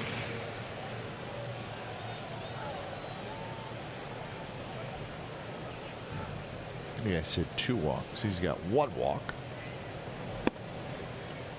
I think that was the first batter he faced. Yep.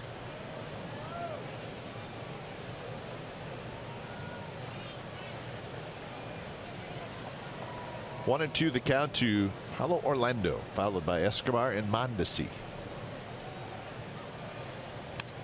Foul straight back. Sean Manaea, and he's going to face a lot of right-handers in his career, throughout his career, and the more and more that he develops a pitch, the fastball to hit the outside corner, the better he's going to be, because he can pitch inside, he can throw a good slider, good changeup. It's the fastball control and command of the outside part of the plate, and that's always tough for a lot of pitchers. In the air toward Valencia, who goes over to his right to make the catch. And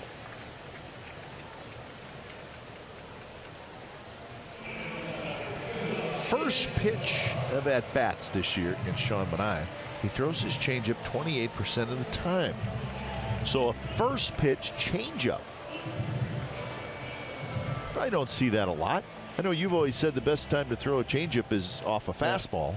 Well, and the problem throwing the first pitch, what are you throwing off of? What are you throwing off of? Yeah. Yeah, and that's why hitters at times will hit it, and that's showing the number, the percentage thrown. And I think the next question would be is how many of those have ended up in hits or strikes. Yeah, right. Because a curveball usually is going to be taken. Most hitters will not look for a curveball, and if they swing at it, it's usually going to be an out. You just hope if you're a pitcher that if you throw a first pitch curveball is for a strike. Changeup kind of the same. I mean, if you get a hitter as a first pitch fastball hitter, a changeup can work because he's looking for something of the velocity that the scouting report shows. But you know, it's you know, you're pitching backwards or you're throwing at a fastball count. It can work out, and maybe in some cases first pitch is a fastball count. The good thing about the young pitchers on the ball club right now are getting a chance to pitch. They're going to get better and better. They stay healthy, which is the biggest key. Good pitch there, down and in, and he gets the strikeout, and that is K number 4. And that, if you have trouble with the outside part of the plate, you go slider to the back foot, slider back door, which you got the fly ball. This is to the back foot, the off-speed portion of the pitch. Watch it go down right there, and that's a great pitch. Because hitters hit on usually are swing on top of the ball, and if they hit it, they beat it in the ground. You just don't want to hang it as it's coming into the right-handers. So 7 in a row retired by Sean Manaea as he faces Mondesi. Mondesi, a switch hitter. It's a changeup first pitch. He's in the dirt. But he's an aggressive hitter too. Struck him out first at bat on the fastball in.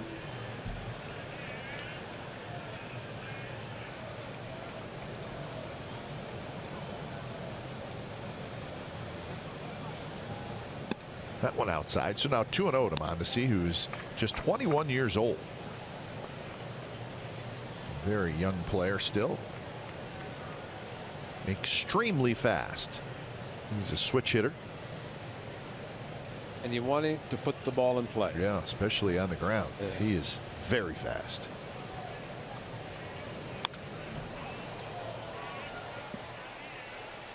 His dad was fast, but his dad had lots of power as well. He was a 5-tool guy. Yes, he was.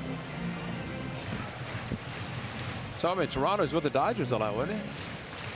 What's that? Wasn't he in the Dodgers a lot? Because he was in Toronto. He was at his best probably with the Dodgers. Moved around quite a bit after that.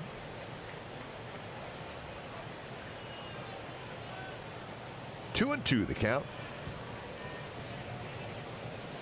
Defense straight away, outfield shallow for Mondesi, swing and a miss, and that will do it. And a very good inning for Sean Manaea. 2 straight 3 up 3 down innings. 5-0 after 5.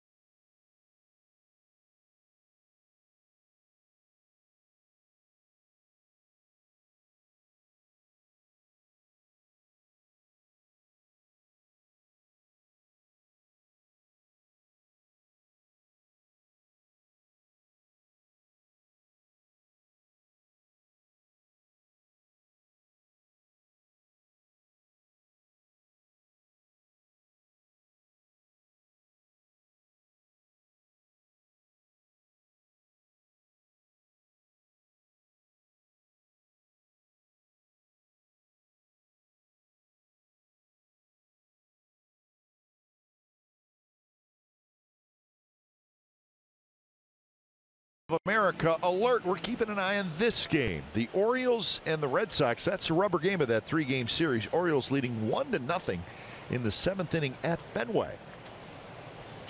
The Red Sox currently leading the AL East, 2 games over Baltimore, 2.5 over the Blue Jays. So big game for the Orioles. They could get to 1 back. Orioles will finish up that series, and then they will go home for an 11-game homestand. So they're probably looking forward to that. Orioles always very good at home. Joey Wendell bounces one towards second, and that's 1 out here in the top of the 6th inning. Red Sox will stay home. The Red Sox will host the Yankees for 4. Thursday, Friday, Saturday, Sunday. So that's a huge series at Fenway. In fact, Red Sox Yankees still have 7 games left against each other. Well, as much as the schedule is a little bit different, and some would like to go back to the regular schedule where you go to cities 2 to 3 times, but I tell you, the way it works out, if you're playing within your own division, you're trying to do something in postseason. You have your own control, your own destiny. You're playing teams that you're either chasing or they're chasing you, and makes it really interesting in baseball in the final month of the season. Danny Valencia 0 for 2 with a walk. The Dodgers beat the Yankees today 2-0. Kershaw started that game, and he pitched great. He went 5 innings, but again, there was some rain in that during that game.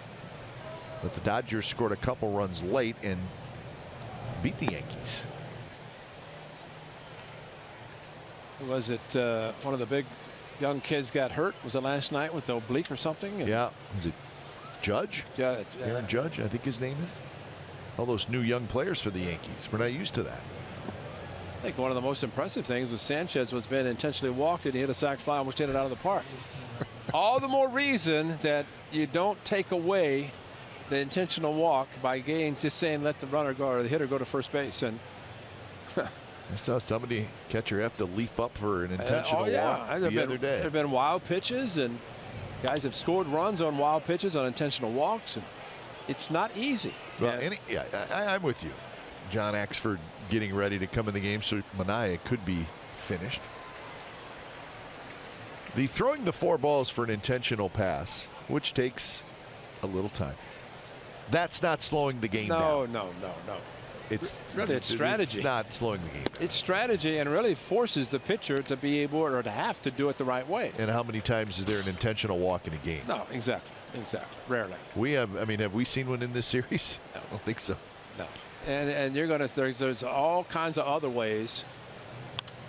And one of the things has been that pretty much every play at first base that's close is going to be, hold on, let's take a look. Well, it's time. It's pace of game is slowed down. If you're looking at pace of game. Somebody said, well, if you go from 3 hours to 2 hours and 56 minutes, what's 4 minutes? And you come into a baseball game. Valencia drives one toward right. Merrifield hustling over, and he makes the catch. But what do you think if we know that instant replay is staying, obviously? Right. And on a close play at first, I mean, what do you think we could do to speed it up? Nothing. I mean, it's part of the game. Once you've brought that in, or once it's been brought into the game, I mean, if you look at every play, and I know the A's have played, and anytime there's a play that's close at first, you look in the dugout and they're saying, hold on. Well, by the time it goes up to the upstairs and the call comes back, I don't know. I mean, you take how many challenges there are per game, or at least not challenges, but looks, and then challenges on top of that. They always look at the time that it takes for the actual review back to New York. But each time that a manager says hold up, that's slowing down the game. And if you do that 10 times a game and it's a minute, there's 10 minutes. I don't know. I just think they're making too much out of nothing when it comes to trying to do things. I think the challenge is good, because how many times have we seen already the overturns that without challenges? Some cases, I mean, just like Rodriguez the other day in Boston, he's got a no-hitter through 8 innings. That's true. And Simeon was safe by a clear foot. Yeah, and listen, if you want to get real technical, I mean, the Red Sox have a 2-game lead in their division. I mean, every game is huge. That's right. Yeah.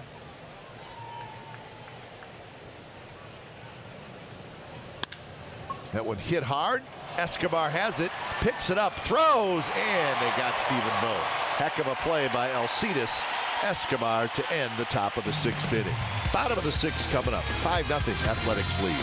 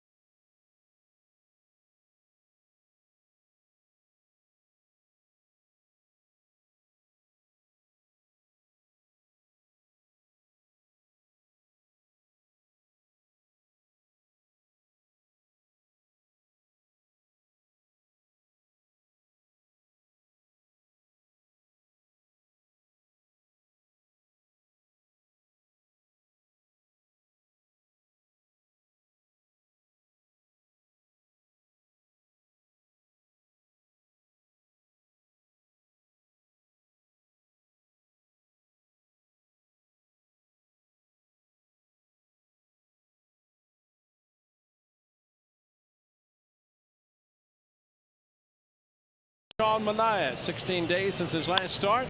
Double play turn in the 1st inning after a first batter walk. Nice double play there. How about Chris Davis ranging far to his right to rob Gordon of a hit. Got a fastball inside to Mondesi for a strikeout. Morales, and then Gordon with strikeouts on breaking balls. Good fastball inside. Sean Manaea Although the pitch count, as Bob Melvin said, would not be very high. Well, 67 is it for the night, but 5 solid innings. And most important thing, he keeps the pitch count down enough. Qualify him if the A's can hang on. Qualify him for the victory. So when it's time for change, think Speedy Oil Change and Auto Service, your oil change, tune-up, and repair expert. So Sean Manaea will watch the rest of this one. He's got to be pleased. He's pleased about everything, though. He's such a nice young man. Wash gives him the hug, and Manaea looks down at Wash and says, "Thanks, Wash." So John Axford comes in out of the bullpen. 6-4 with a 4.32 ERA for Axford. Axford pitched an inning last night, gave a couple of hits, no runs. Pours in a strike, and it's a quick 0-2 to Whit Merrifield, the leadoff man. Cuthbert to follow, and then Hosmer here in the bottom of the 6th inning. Just 3 hits on the night so far for the Royals.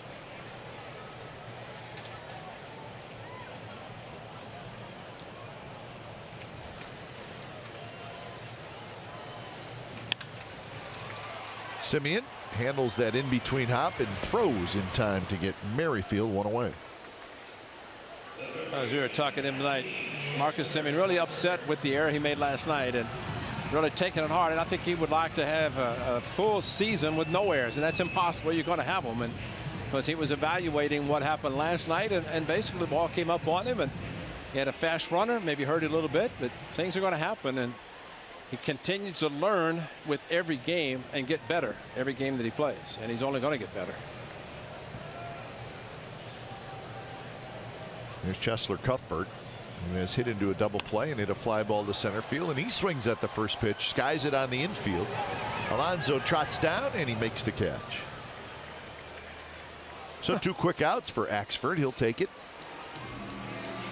That was interesting, but the home plate umpire, Adam Harmari, walked out. It's almost like he was going to call some play and then ask for a new baseball, or actually gave a new baseball to John Axford. But as the ball went up, Harmari walked out about 10 feet in front of the plate, and said that maybe there's no interference. Called him out, or maybe something with Maxwell. That as he was going in, and maybe there was some contact, and Harmari said. Healy tried to go for the bare hand, couldn't do it. Hosmer has an infield hit.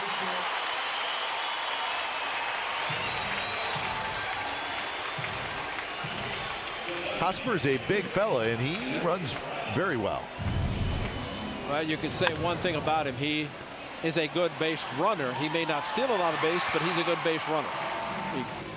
What he did last year in the World Series, scoring from third on a ground ball to third that went back to first base, but good long strides and no throw, so his infield hit all the way. So a 2-out hit. Hosmer has 2 of the 4 hits for the Royals, and that'll bring up Kendrys Morales.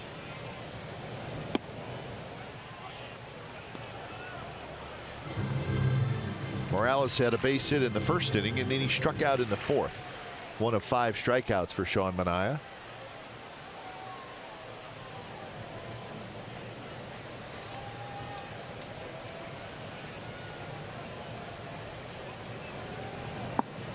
Lays off and a pitch that's close, but it's called the ball. 2-0. The Rays beat the Blue Jays earlier today, 8-1.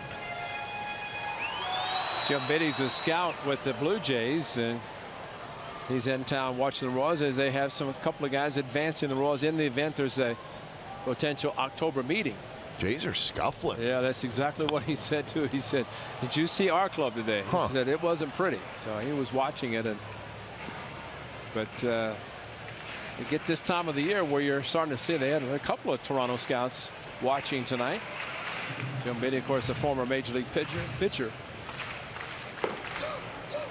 Kevin McCarthy starts to throw. Yeah, the Blue Jays have, with that loss today, they have lost 7 out of 9. Yeah.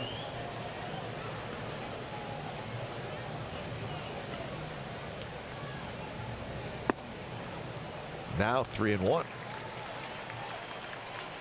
So with the Blue Jays losing and the Yankees losing, that is the updated standings. And of course the Red Sox Orioles playing right now, and keeping a close eye on that one. Now with the Blue Jays losing, there's a game to be picked up in the wild card standings if anybody wants to grab it. And there's a walk, so a little 2-out rally by the Royals here in the 6th. Well, the A's do not want to see the Royals do what they did in the 3rd inning when they scored 5, making 3 runs with 5 hits and 2 outs.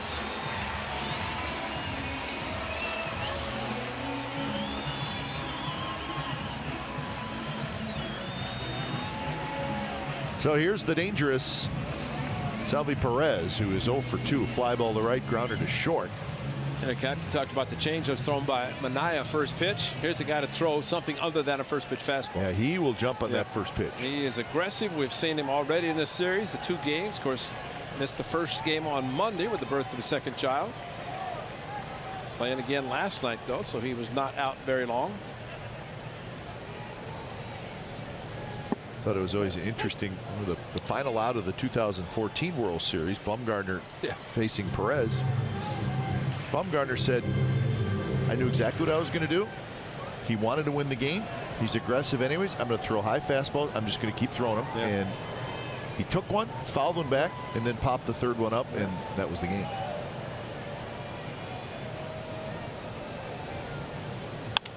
And that one line foul down the right field line. Versus right-handed pitchers. That's interesting. Chase percentage, 45%. Highest percentage in the majors. Huh. Took a first pitch curveball from John Axford, and Axford has both a good curveball, which he took, and just throw him a fastball that it was late on. He's just aggressive. He's going to swing at everything, and not surprised those numbers are what they are for Salvador Perez.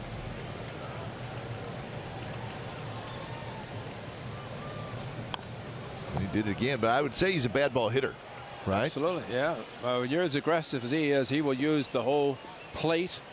There's probably no strike zone for him. Don't even talk about him being patient. He's asking if that pitch was a strike. Ball almost hit him. He just asked Adam Hamari, and he, okay, you know, I mean, when you swing at a pitch and it's coming at your midsection, I'd say it's out of the strike zone.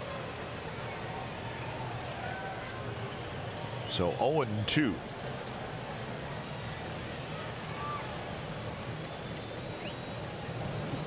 And he got him. And that was probably out of the strike zone, but a good fastball by Axford. And the Royals strand a pair. We're headed to the 7th from Kansas City. 5-0 the A's lead.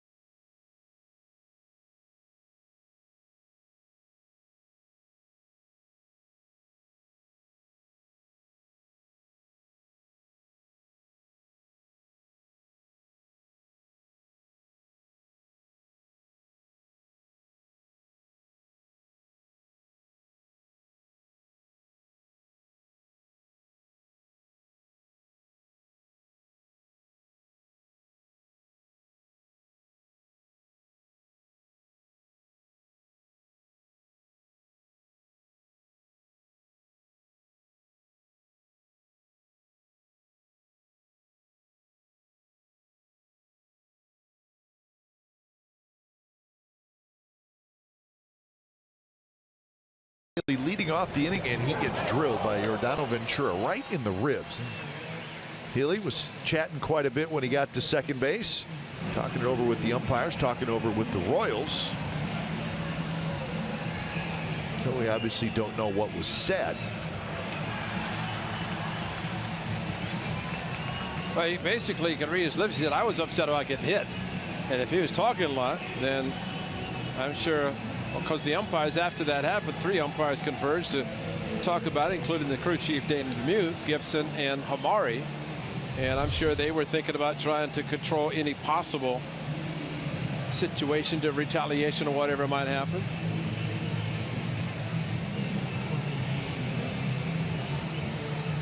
So the A's leading 5-0, trying to make it 3 wins in a row over the Kansas City Royals. When it's time for change, think Speedy Oil Change and Auto Service, your oil change, tune-up, and repair expert. So Kevin McCarthy comes in, just his 3rd appearance for the right-hander.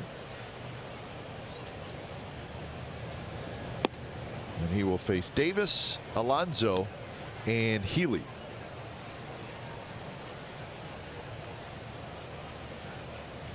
McCarthy made his big league debut on Friday, and then on Saturday he pitched again and he got the win. It's a good weekend. Good breaking ball, low 90s fastball, 2 and 4-seam fastball. A couple of sliders thrown to Chris Davis, of course called by Salvador Perez. A youngster come in, he comes in, he's going to go with his catcher. Fastball away, went right to it. Davis had a good swing. McCarthy had 16 saves in AAA for the Royals AAA team in Omaha.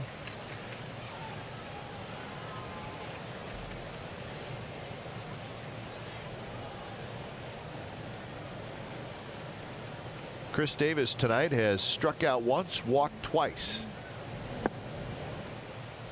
Just a little bit low.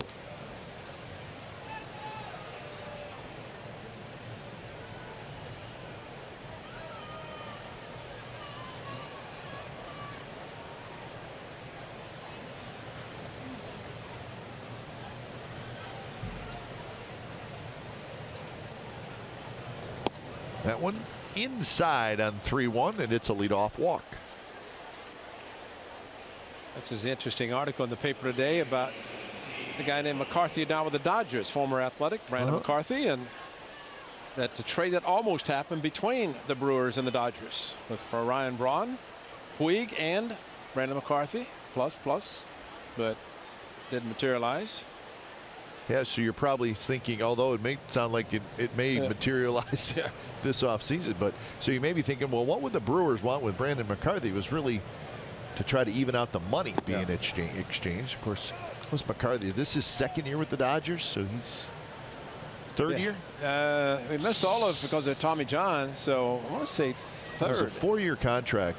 He had maybe 3rd, so he'd have 1 more year left on his very large deal. Because Kazmir signed for the same thing his first year this year after being with the A's in Houston last year.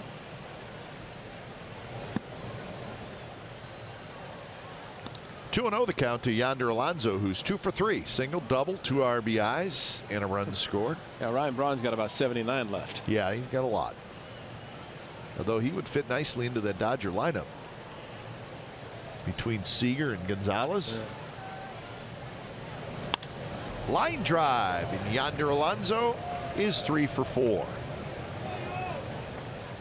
You know, Yonder Alonso is really a clinic on hitting, because how many times have we have seen him take this fast? Look at this fastball location. Why would you try to pull this fastball? He just goes the opposite field, and that's letting the ball travel to you, seeing it outside. Don't try to roll over. And if anybody's watching this game and they shift Yonder Alonso and pitch him outside, you wonder why. Because that's great hitting by Alonso. And then we have seen teams that will put 3 to the right side, expecting him to pull a pitch and then pitch him outside. And that's just great hitting. And that's what you're supposed to do with a pitch away, especially elevated as that one was.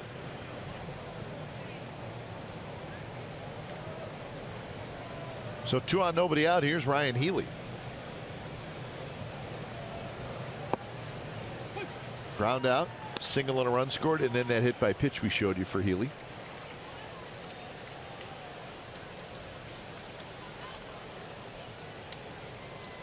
He is 5 for 10 in the series.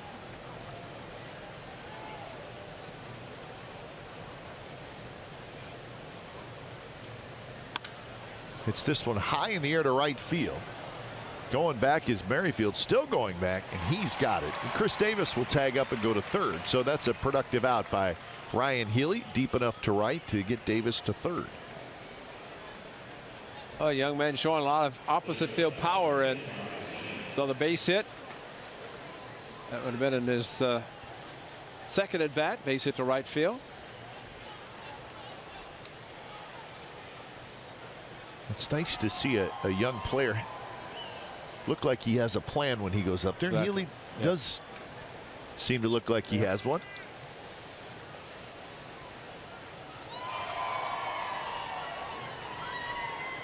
So here's Marcus Semien, RBI opportunity. Fouls it right at the plate.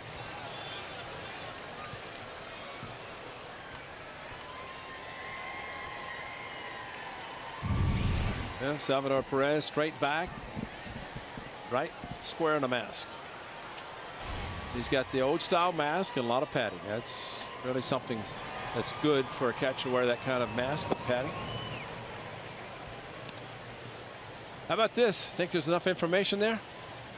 And that ain't all of it either. No. On the left, all the scouting reports and what pitchers throw in the middle of the lineup, the right side matchups, and a whole bunch of stuff. Yeah, there's another stack of papers sitting on Bob Melvin's desk. That's right. And in the coach's room. Well, I was happy to talk to Bruce Maxwell today. Of course, we've talked to Stephen Vogt, and you know, they get all this information that's there, and what pitchers throw and the tendencies for hitters, etc. But the bottom line, you have to make adjustments in game. And especially you see a hitter doing something, if you stay with the same scouting report and the same pitches, he'll make adjustments, and you better make them yourself. And that's what even Bruce Maxwell said as a young player. Now, Darren Bush, of course, relays all the information, repeats it to the hitters about what pitchers throw. And when you're in September, there's a lot of new pitchers. Adam Roden does an exceptional job picking up all the reports and tendencies of pitchers.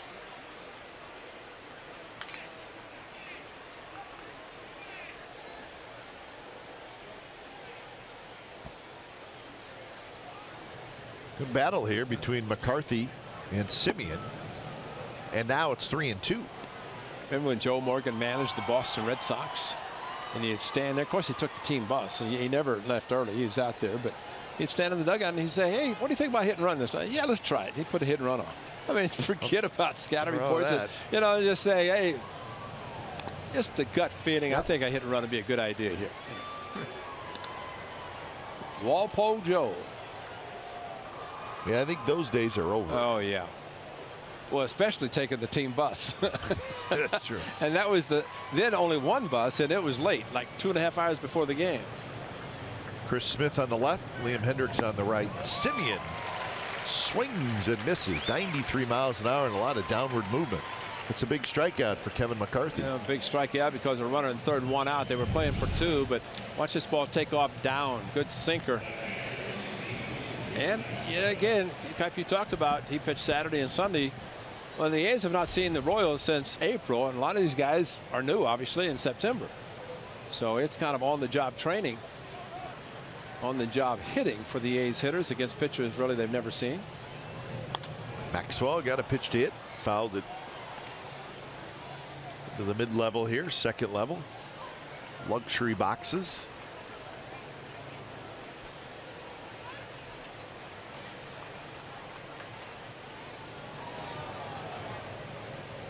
Bruce Maxwell with the base hit that knocked in a run in the third. There's a strike, 0-2.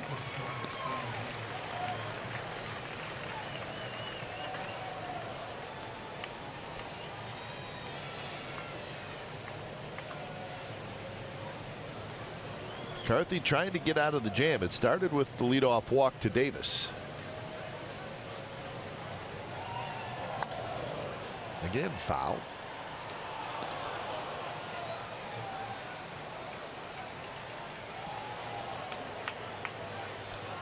He's trying to go to 5-1 against the Royals this year. Took 2 out of 3 at the Coliseum way back in April.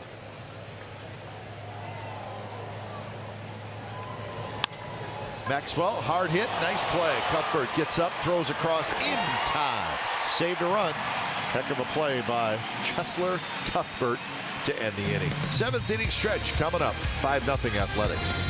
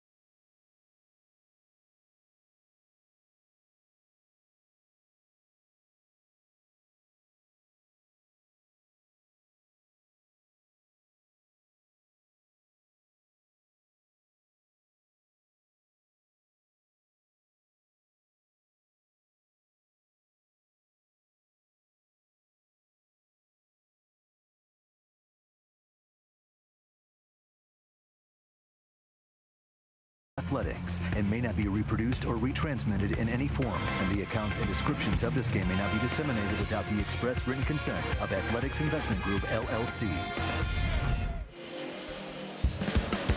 Hey, we got in-depth news for the Bay Area sports fan. Know it all with Sportsnet Central. It's brought to you by Hyundai. It comes your way tonight at 10:30 on CSN Bay Area. Hear what the quarterback has to say about the Raiders' chances of going to 2-0. 49ers report from Matt Mayoko and Cam Newton on facing the 49ers. Ahmed Fareed and Mindy Bach will host. So when it's time for change, think Speedy Oil Change and Auto Service, your oil change tune-up and repair experts. Liam Hendricks comes in to pitch the bottom of the 7th inning for the Athletics. He'll face Gordon, Orlando, and Escobar. First pitch to Alex Gordon is low. It's been a quiet series for Alex Gordon. 0 for 8. He's been on base one time. That was with a walk. And he's going to be retired again. This time a fly ball to Chris Davis. I was surprised to see Alex Gordon's batting average coming into tonight, .219. Yeah. And he signed an extension to stay here. Yeah, 4-year deal. Got a chance to take this free agent market and decided to stay here. And talked like Eric Hosmer said the same thing. He said he hopes they can stay together as a team because they feel like that what they did last year in 14, that they can continue to play well. But as we know, when you win, salaries go up. Teams can't afford it. Yep. And you know, you bring in so much money from ticket sales and sponsorships, revenue from TV, radio, etc. But bottom line, player salaries go up, and sometimes it's a little difficult to keep them. Yeah, it's tough for the revenue to go up that much. Exactly. The Royals' payroll this year is $131 million, by far the most it's ever been. It's right in the middle of the pack, yeah. 15th in the league. Yeah. So, for really do we call it a small market? Yeah, probably. Yeah, I mean, that's pretty high payroll. Absolutely. No, it's definitely in the small market category. Minnesota here. I mean, it's a small market because the population, yeah, and the location, and you know, it's just the way it is. And I mean, the thing that the Royals have done, they capitalized on last year's success, actually 14 success, and then winning it last year. So you get higher season tickets, more attendance overall. And you hope you can build on it, continue to build on it. And they've done. I mean, their win totals have gone up every year now for 5 years. But Their payroll numbers, Ray, the last 5 years, and this is in millions: 60, 81, 92, 112, 131. So they've doubled their payroll, more than doubled their payroll in the last 5 years. And you think of who's going to be coming up free agent, which we talked about at the beginning of the series, and it's a decision that Dayton Moore, the general manager, and you know that they have to decide. Good pitch by Liam Hendricks. Good breaking ball away from this right-handed hitter Orlando. The aggressiveness there, and you know what's good about what the A's pitchers are doing. Manaea, Axford, and now Liam Hendricks and Bruce Maxwell. They've got a shutout going, but to your point, this club does not quit, and you have to continue to pitch like it's a 0-0 game. There's your general manager making a deal. Dayton Moore, senior VP of baseball operations. Well, a big thing revenue-wise, we all know, Ray, is, I mean, the local TV deals for baseball teams is a huge part of revenue stream. And this is not huge here. And from what we understand, the Royals TV deal, meaning how much revenue do they get from TV each year, it's not great in comparison to other teams. But their ratings are off the charts. Sure. And they should be. They're winning. So you sort of have that confrontation as well, where the ratings are great, but yet the annual money coming is not that great. And you look at this park and what they've done. Of course, they did it a lot to get the All-Star game, put the real grass down, the left field, the whole area. I mean, this is a very nice park, and it's not beautiful. It's state of the art, and it's been here since the early 70s. It's not like it's a third or fourth stadium that they've had. They've just improved here, which is already in a great location and a great facility. And a great inning by Liam Hendricks. 3 up, 3 down with a couple of strikeouts. We are on to the 8th. Still 5-0 Athletics.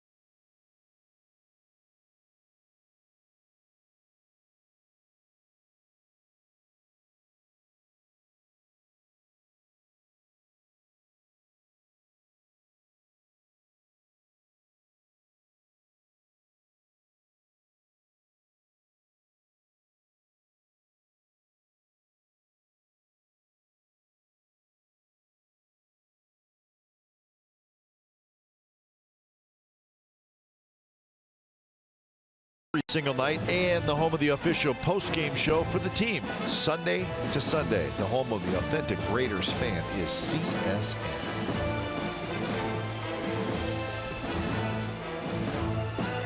Athletics leading 5-0 as we have hit the top of the 8th inning. Eibner, Wendell, Valencia against Kevin McCarthy. That game we were keeping an eye on, Orioles still leading the Red Sox 1-0, top of the 9th in Boston.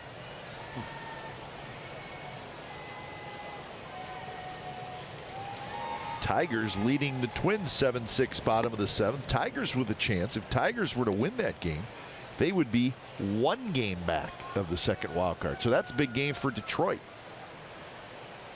And considering the Central, where Cleveland is having a good season, and there are a lot of teams, and it's what the first and second wild cards do, and we've talked about it, where just get to October and I would be concerned about the Tigers because they've got the experience. Sure. They know what October baseball is like. Tigers still play the Indians 7 times. And I'm not saying they're going to catch the Indians, but. And look what the A's did in 2012 against the Rangers. That's right. Just get to 3, right? Yeah. In fact, the Tigers will be in Cleveland this weekend. They have one more game against the Twins tomorrow. That's a 4-game series, and then on to Cleveland. That'll be a good series to keep an eye on.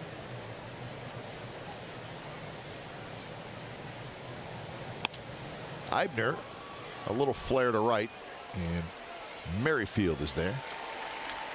Well, it's that time to start thinking about 2017. Season ticket memberships are on sale right now. Whether you want to renew your membership or join the party, visit athletics.com/2017 to find all the benefits that A's membership has to offer, including early bird incentives, exclusive experiences, half-price parking, flexible ticket exchange program, and more. You can even lock in your 2017 seating location. Visit athletics.com/2017. Join the party today. Speaking of parties, Ray, the Chicago Cubs beat St. Louis today, and St. Louis is the 2nd place team, so he's ready to go. Yeah. Got it all. So the Cubs can clinch a playoff spot tomorrow. They will host the Brewers. So we could have our first clinching celebration, and it could belong to the Chicago Cubs. So they'll do it by the middle of the month. Mondesi, ranging to his left, makes a nice play and throws out Joey Wendell. You know, you look at this game since Ventura left. It's been a diving stop by the shortstop, diving stop by the 3rd baseman. There's an excellent play by Mondesi, second. Stay on your toes. Yeah, I mean, pitchers have come in and thrown ground balls. They've thrown strikes, so the infielders are on the toes, but they're making very good defensive plays. Right now, still trailing 5-0. A's have continued to hit the ball hard, but could have more hits. That one just foul up the 3rd baseline. Now, if you think about the Tigers, there was talk towards the end of last season and in the offseason that Brad Ausmus was going to be fired. Matter of fact, there was word that on Al Avila, not Alex Avila, but his dad. But there was talk, and he said, you know, I'm going to keep him because I didn't hire him. And now he's got a team that may be taking a postseason. And Brad Ausmus has done a good job. He's got a good team, and so we'll see what happens there. But boy, they get to postseason. Anything can happen. Adam Omari just found out what can happen if he gets a foul ball. Watch the reaction by Adam Omari on this ball. Hits the ground, comes straight up and hits him in the stomach. Boop. Oh. That's not fun. Got him in the stomach. Chest protector saved him. Chest protector extends down to his waist. Valencia, a little flare, and that'll fall for a hit. Danny Valencia will take it. His first hit tonight. 1 for 4 with a walk. So that is hit number 9 for the Athletics. Well, a couple of hard hit balls, and Flair went out to right field and take it. Valencia with that 2-strike approach looked like he was trying to take the ball inside out, take it to right field, accomplished it.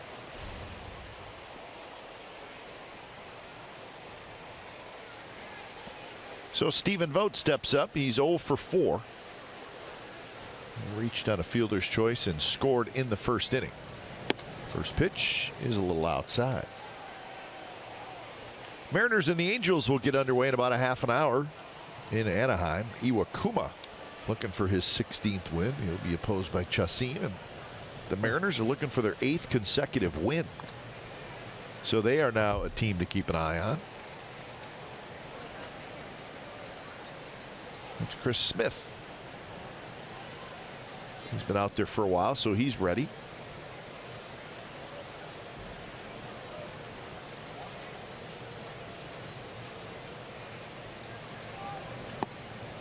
Off-speed pitch floats outside, 2-1.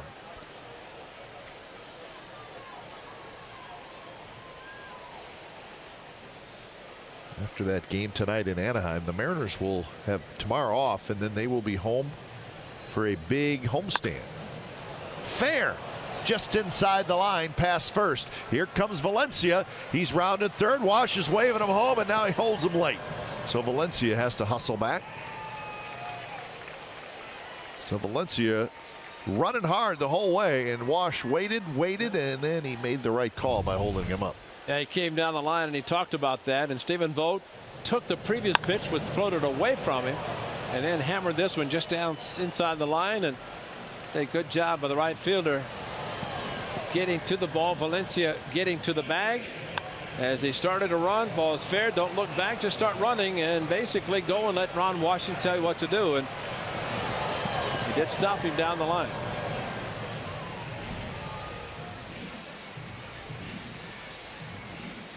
I think Wash got his new helmet, his original helmet back. He's not wearing a soft cap anymore. Oh yeah.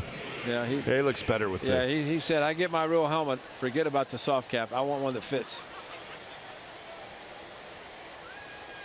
I thought it was great, just the old school, man. Just do the old Hank Aaron, hit a home run, cross home plate, take off the Scully. Yeah, well, you don't have to worry about where your hat is either. It's on your head. That's right. First pitch to Chris Davis outside, second and third, 2 outs.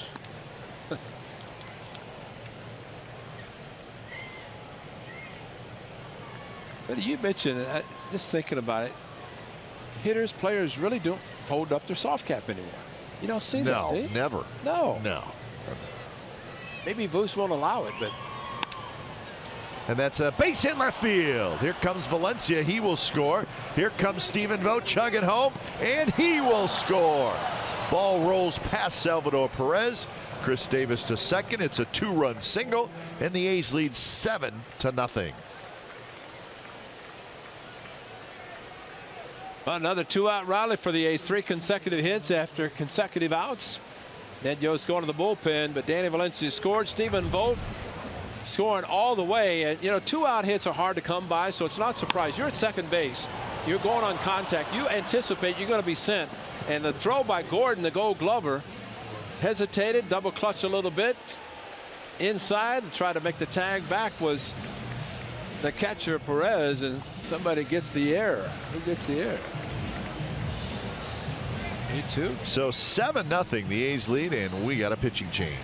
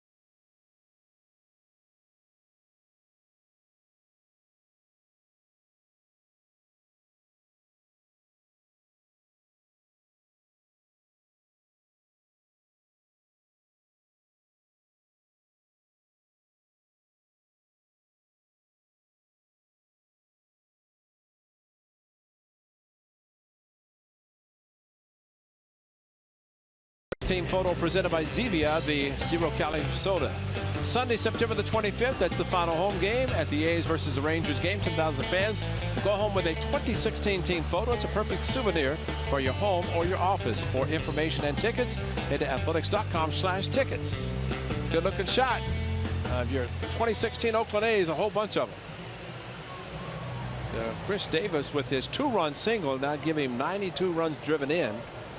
And this is game 145, so he's got a few to go, sitting at 37 and 92 And the A's left fielder is Scott Alexander. The left-hander comes in. Alexander pitched on Monday. He threw one pitch. Yeah. And we didn't even get a chance to talk to him. We told you he's from Santa Rosa, but that was it because he only threw one pitch. 26-year-old left-hander, making 27 now. He had a birthday in July.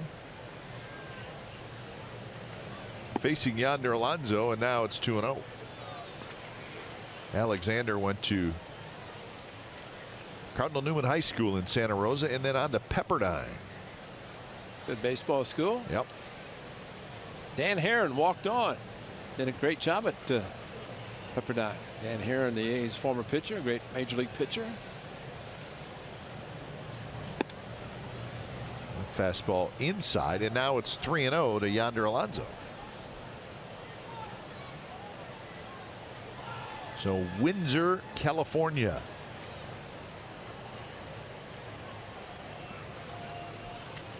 It's all in the same area. Yeah.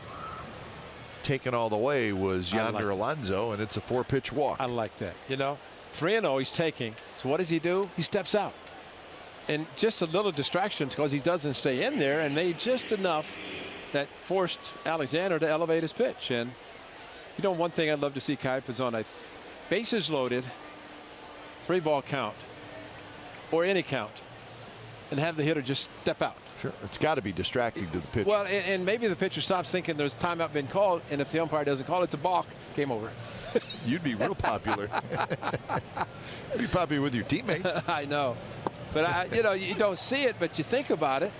Oh, it would screw up the pitcher, no question about it. Well, yeah, because if the hitter steps out, you think a pitcher starts his windup or out of the stretch. Or just move around a little bit like. Yeah.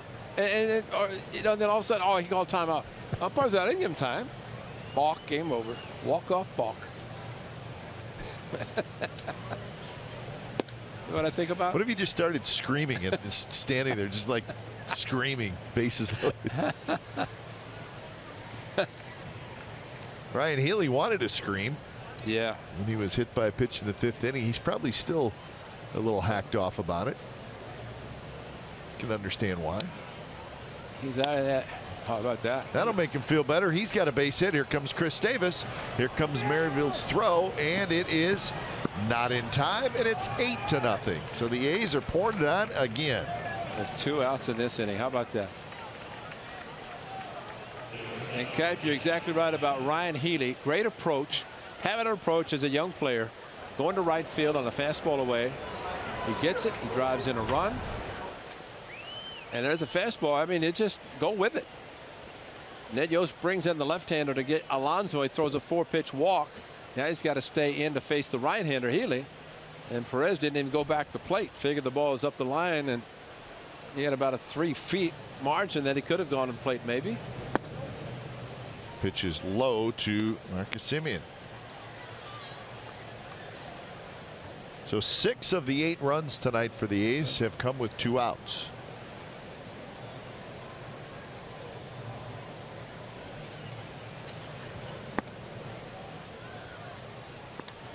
So my math skills, which are not great, tell me that the A's have outscored the Royals 29-7 in this series. Henry Wolford will have it in the postgame. Yeah.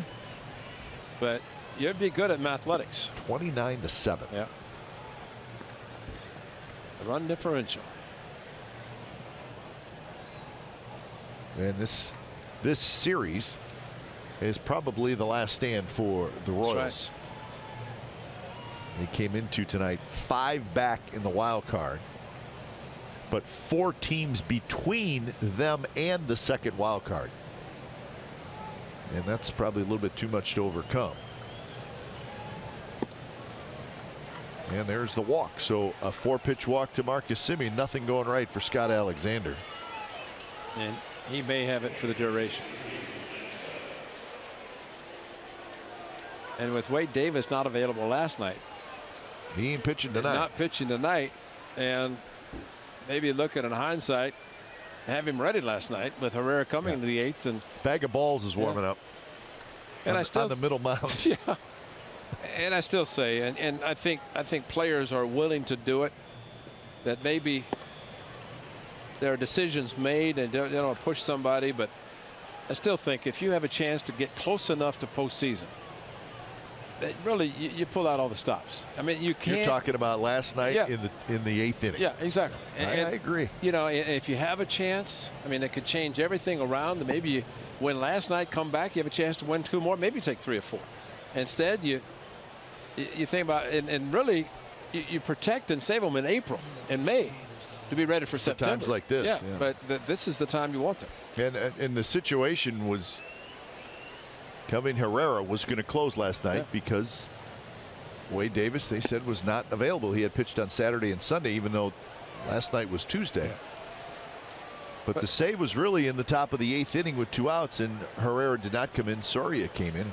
And the fact that it was said that did not want Herrera to have to get a 4-out save. Well, why? Doesn't matter. Exactly. I mean, it's not. He throws 100 miles an hour. Yeah, I agree. Yeah. But I just think that there's a certain time of the year that you could say, okay, we're going to take it easy. And like Ryan Dull, he shut him down in Houston. Sure. Because he'd worked a lot. But you get in a position where you have a chance to play in October. If you don't make it, you got a lot of rest. Bounce toward Escobar, who grabs it. He'll step on second. Side retired. 3 more runs for the A's, all coming with 2 outs. So as we go to the bottom of the 8th, it's now 8-0. The A's lead.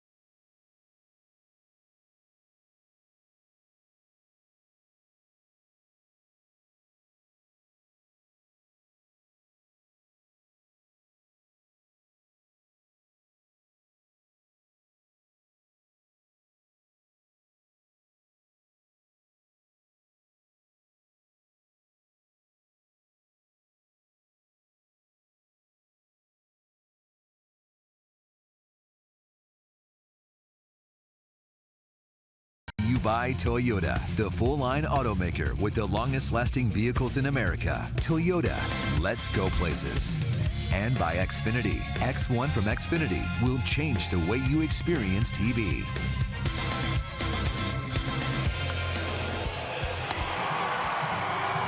Game summary brought to you by your local Toyota dealers. All A's tonight, 8-12-0 for the Athletics, and for the Kansas City Royals, 0-4-1. Bottom of the 8th, Manaea went 5 innings, his first start since the 29th of August, so he had been out for quite a while. And Yordano Ventura got knocked around tonight, threw 100 pitches in 4 1/3 innings. So lots of offensive heroes for the A's, not only tonight, but in this whole series. So 4th pitcher for the A's is Chris Smith, and he may try to take this one to the house. See if he does that. One defensive replacement for the A's. I'll tell you about that right now. It's Jake Smolinski, who is in right field. So Valencia's out.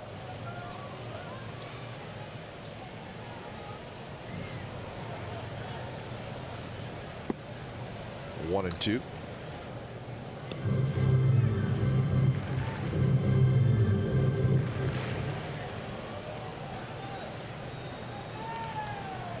Mondesi has struck out a couple of times.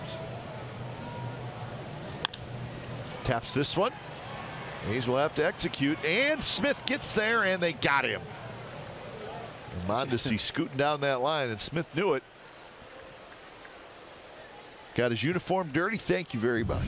Well, what a play by Smitty to get there. And he kind of jabbed to the bag, the throw, and then bam, right there, and go down to the knee to be able to get to the bag first and foremost, getting there, and not a bad slide. They avoided a collision and immediately reacted with the play and getting to the bag. Nice feed, nice tag, 1 out. Big smile on Smitty's face. Pop-up slide. Yeah. So here's Whit Merrifield. Good pitch on the outside corner. Merrifield walks, single, and a ground out.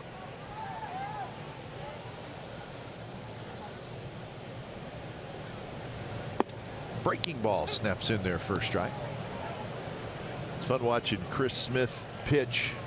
He's got those pant legs pulled up high. Yep. Stirrup showing, and you almost feel like, Ray, like you could be watching a guy from 50 years ago pitch. That's right. And he's having the time of his life. He is, and he gets a strikeout of Whit Merrifield. And you almost feel like he could be pitching at Ebbets Field or something like that. Nice block by catcher Maxwell and a strikeout on the breaking ball. Chased him and gets the strikeout. And there's the look. Got the pant legs pulled up. You got the stirrups showing, and though I don't think there was any New Balance spikes worn at Ebbets Field. And they weren't white. We know that. No, they were not. Jackie Robinson did not wear New Balance. He did not have the New Balance contract. Good pitch right on the corner to Cuthbert, who's 0 for 3. Smith trying to have a quick inning here in the bottom of the 8th. 9 pitches, 1 ball. That's the first one out of the strike zone. 10 pitches, 9 strikes.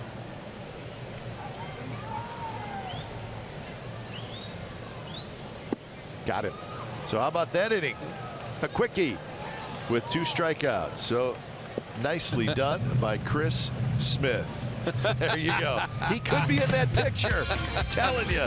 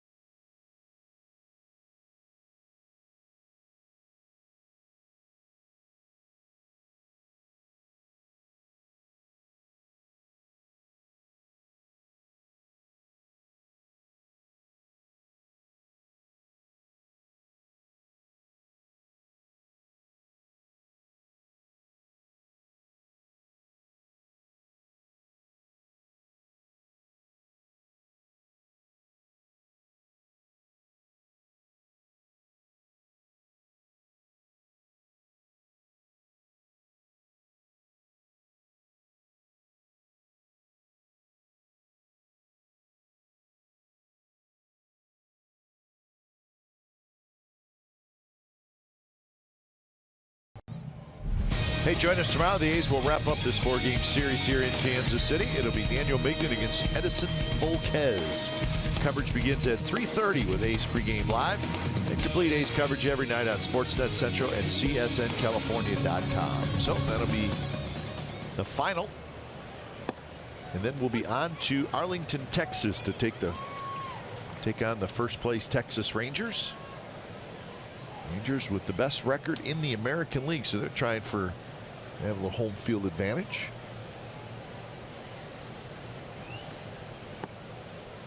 Actually, they probably would like that. They don't want to have to do that Toronto thing again. Oh, no. Especially to make 3 errors in 1 inning. going nuts last year. 3 consecutive plays. But the Rangers having a terrific season, 87-59. They're losing tonight, though. The Astros in need of a win. They lead the Rangers 4-1 in the 6th inning. That's down in Houston.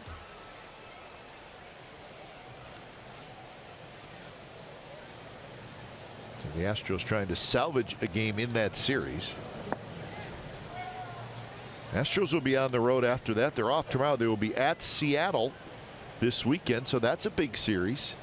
And then they'll be in Oakland Monday, Tuesday, and Wednesday. That's right. So a road trip coming up for Houston. See where they are at when they get to Oakland. They really can't afford to lose any games either. Eibner swings and misses. Well, Eibner hitting an off-speed pitch down in the zone and went for it. No contact and looked back. Salvador Perez caught it. But John, a great statistician, gave us a baseball note that while it was a great note, it's a sad note. Okay. Because on this date in 1994, I did not realize it, but this was the date in which the owners voted 26 shut her down to 2 to cancel postseason. Something that we hope that never happens again. That's John. Wave, John. Will Smith. Will Ferrell. Yeah, he's got a little resemblance to Will Ferrell. Not nearly as funny as Will Ferrell, but he does a great job for us, and we appreciate John. He's the one who gives us these great notes and then occasionally throws his opinion in there. Which he's writing one down right now. Probably right. But it's, well, that's kind of a bummer. Yeah, it was sad. But to think in 1994. So wasn't it August 15th when they went on strike? Right. And then or something like that, August 12th. Decided they couldn't come back in September the 14th. And it was a harsh, hard day to think that that point that it's got to be no postseason. So 94, no World Series, no World Series champion. And that's why the Blue Jays, who won in 92 and 93, had a chance to three-peat by coming back in 95 because 94 was canceled. But I did not realize, to be honest, that it was on this date in 1994. So, John, a great statistician. So I'm sure Major League Baseball waited as long as they felt they could. Exactly. And that was a bad time. That was not good. Well, the All-Star game had to be stopped because it ran out of players. Mondesi, a nice play. His throw to first, not in time, and Joey Wendell's going to have his second hit. But, you know, with the collective bargaining expiring in early December the 2nd, so they are negotiating, and there's not been a work stoppage since that 94. Nope. So let's hope it continues to be a continuation of baseball. As good stretch by Hosmer, could not hold on, and so Joey Wendell, a base hit. 2 for 4. Make it 2 for 5 with a walk. So here's Smolinski.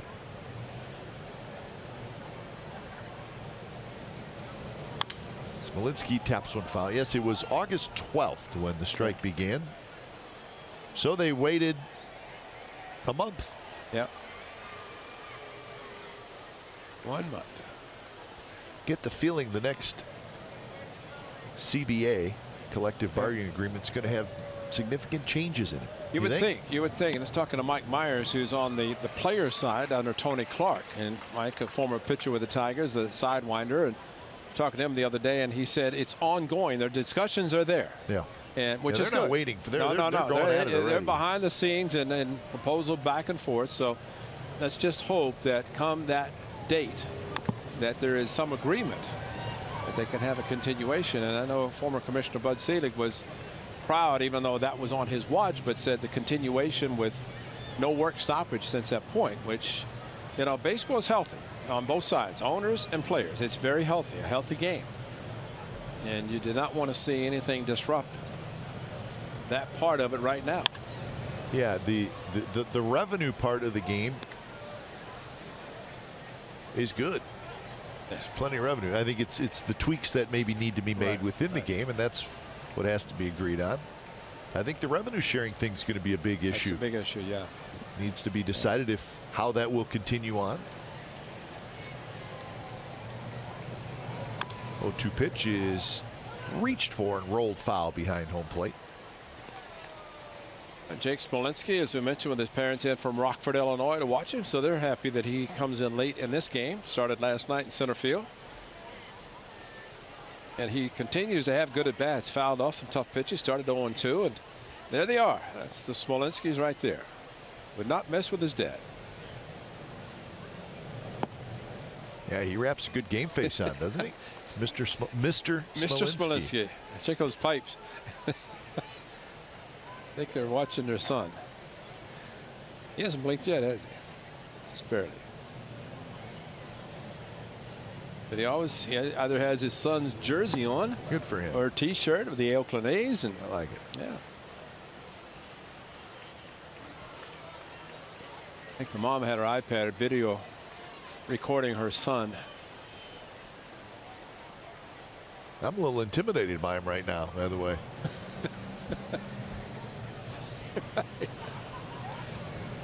Uh-oh. Smolinski swings at a pitch in the dirt. Was it a foul ball? Yes, it was. No, it wasn't. No. It's a good effort by Smolinski. He tried to sell it, could not. So it's a strikeout for Alexander.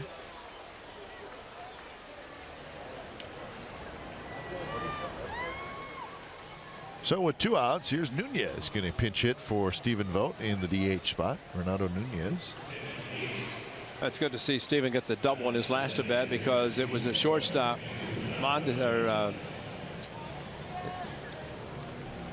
Who's playing shortstop? That is Mondesi's the second. Escobar, yeah. But he made a diving stop on ground ball up the middle, headed up the middle by Stephen Vogt, robbed him of a base hit. So Renato Nunez steps in, 0 for 4 as a big leaguer. Sounds like it's a possibility. I'm not going to say for sure, but Bob Melvin talking about it a little bit, that Matt Olson could get a start tomorrow night. I think it's affirmative. Well, let's hope so. It'll be fun to see big Matt Olson. Again, we do not know that 100% sure, but sounds like it's a strong possibility. That'll be fun if he does. Yeah. Took 4 pitches in his major league debut. That's a fair ball. Scooped by Cuthbert, throws across in time, side retired. So we are headed to the bottom of the ninth. A's 3 outs away from a 3-game winning streak.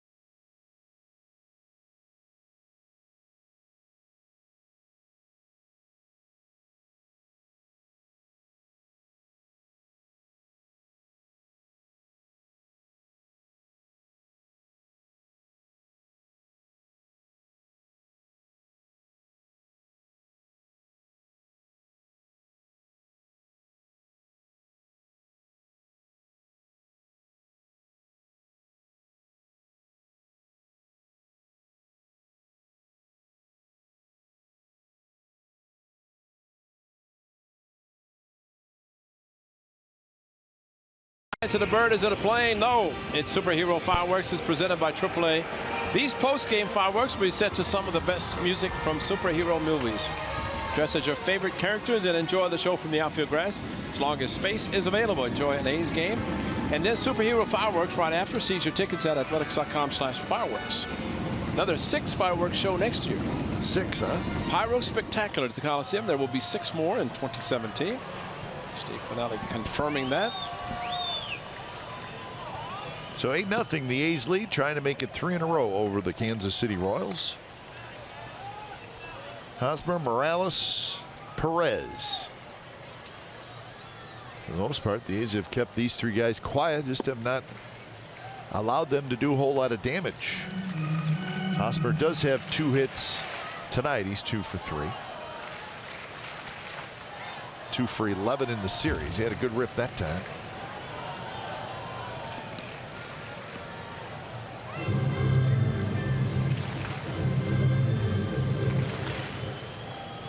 So it's been Manaea, Axford, Hendricks, and now Chris Smith, who had a couple of strikeouts in the 8th inning.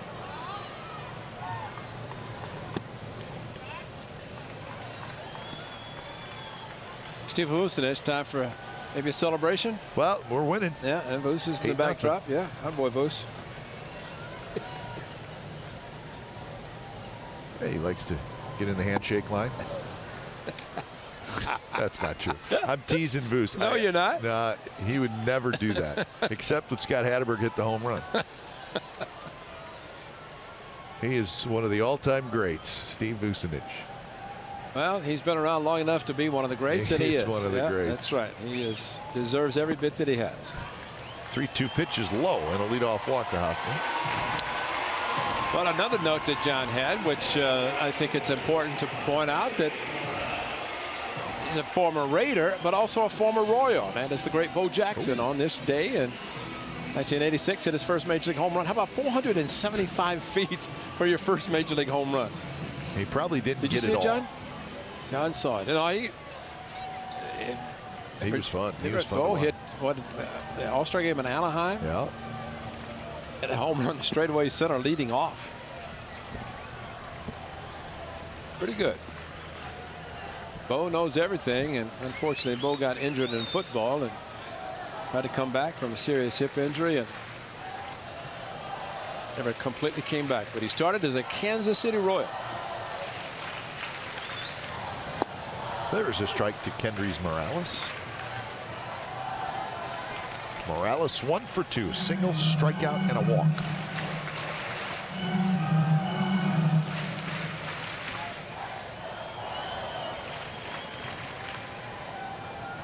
Waves that bat high over his head. Swing and a miss. Smitty's good with aggressive hitters. Yeah, and this guy's aggressive. He's aggressive. We saw last inning a couple of young players who aggressively swing at the pitches that were not necessarily good ones from the hitter standpoint, but Smith using those pitches. Good palm ball, breaking ball, fastball.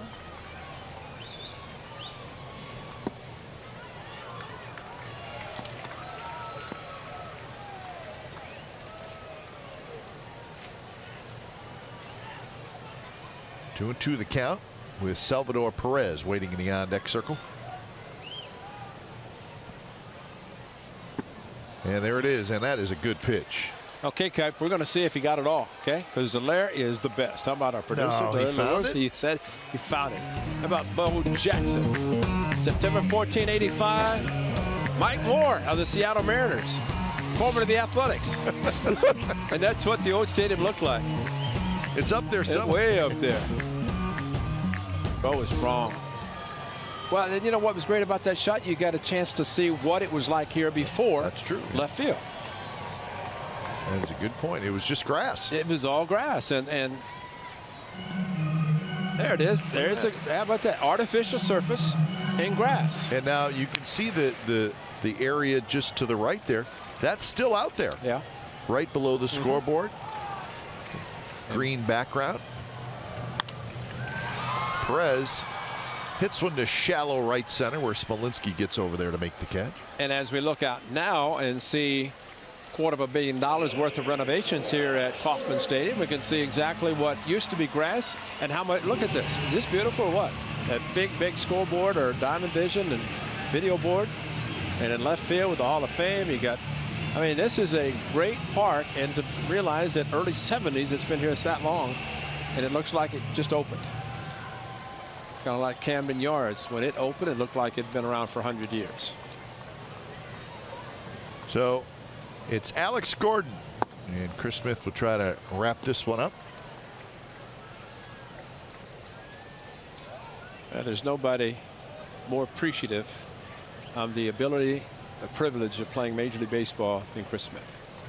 He thoroughly enjoys being able to come back the way he has and pitch at the major league level. It's a great story. And he has performed well for the Athletics. Been up here since the early part of August.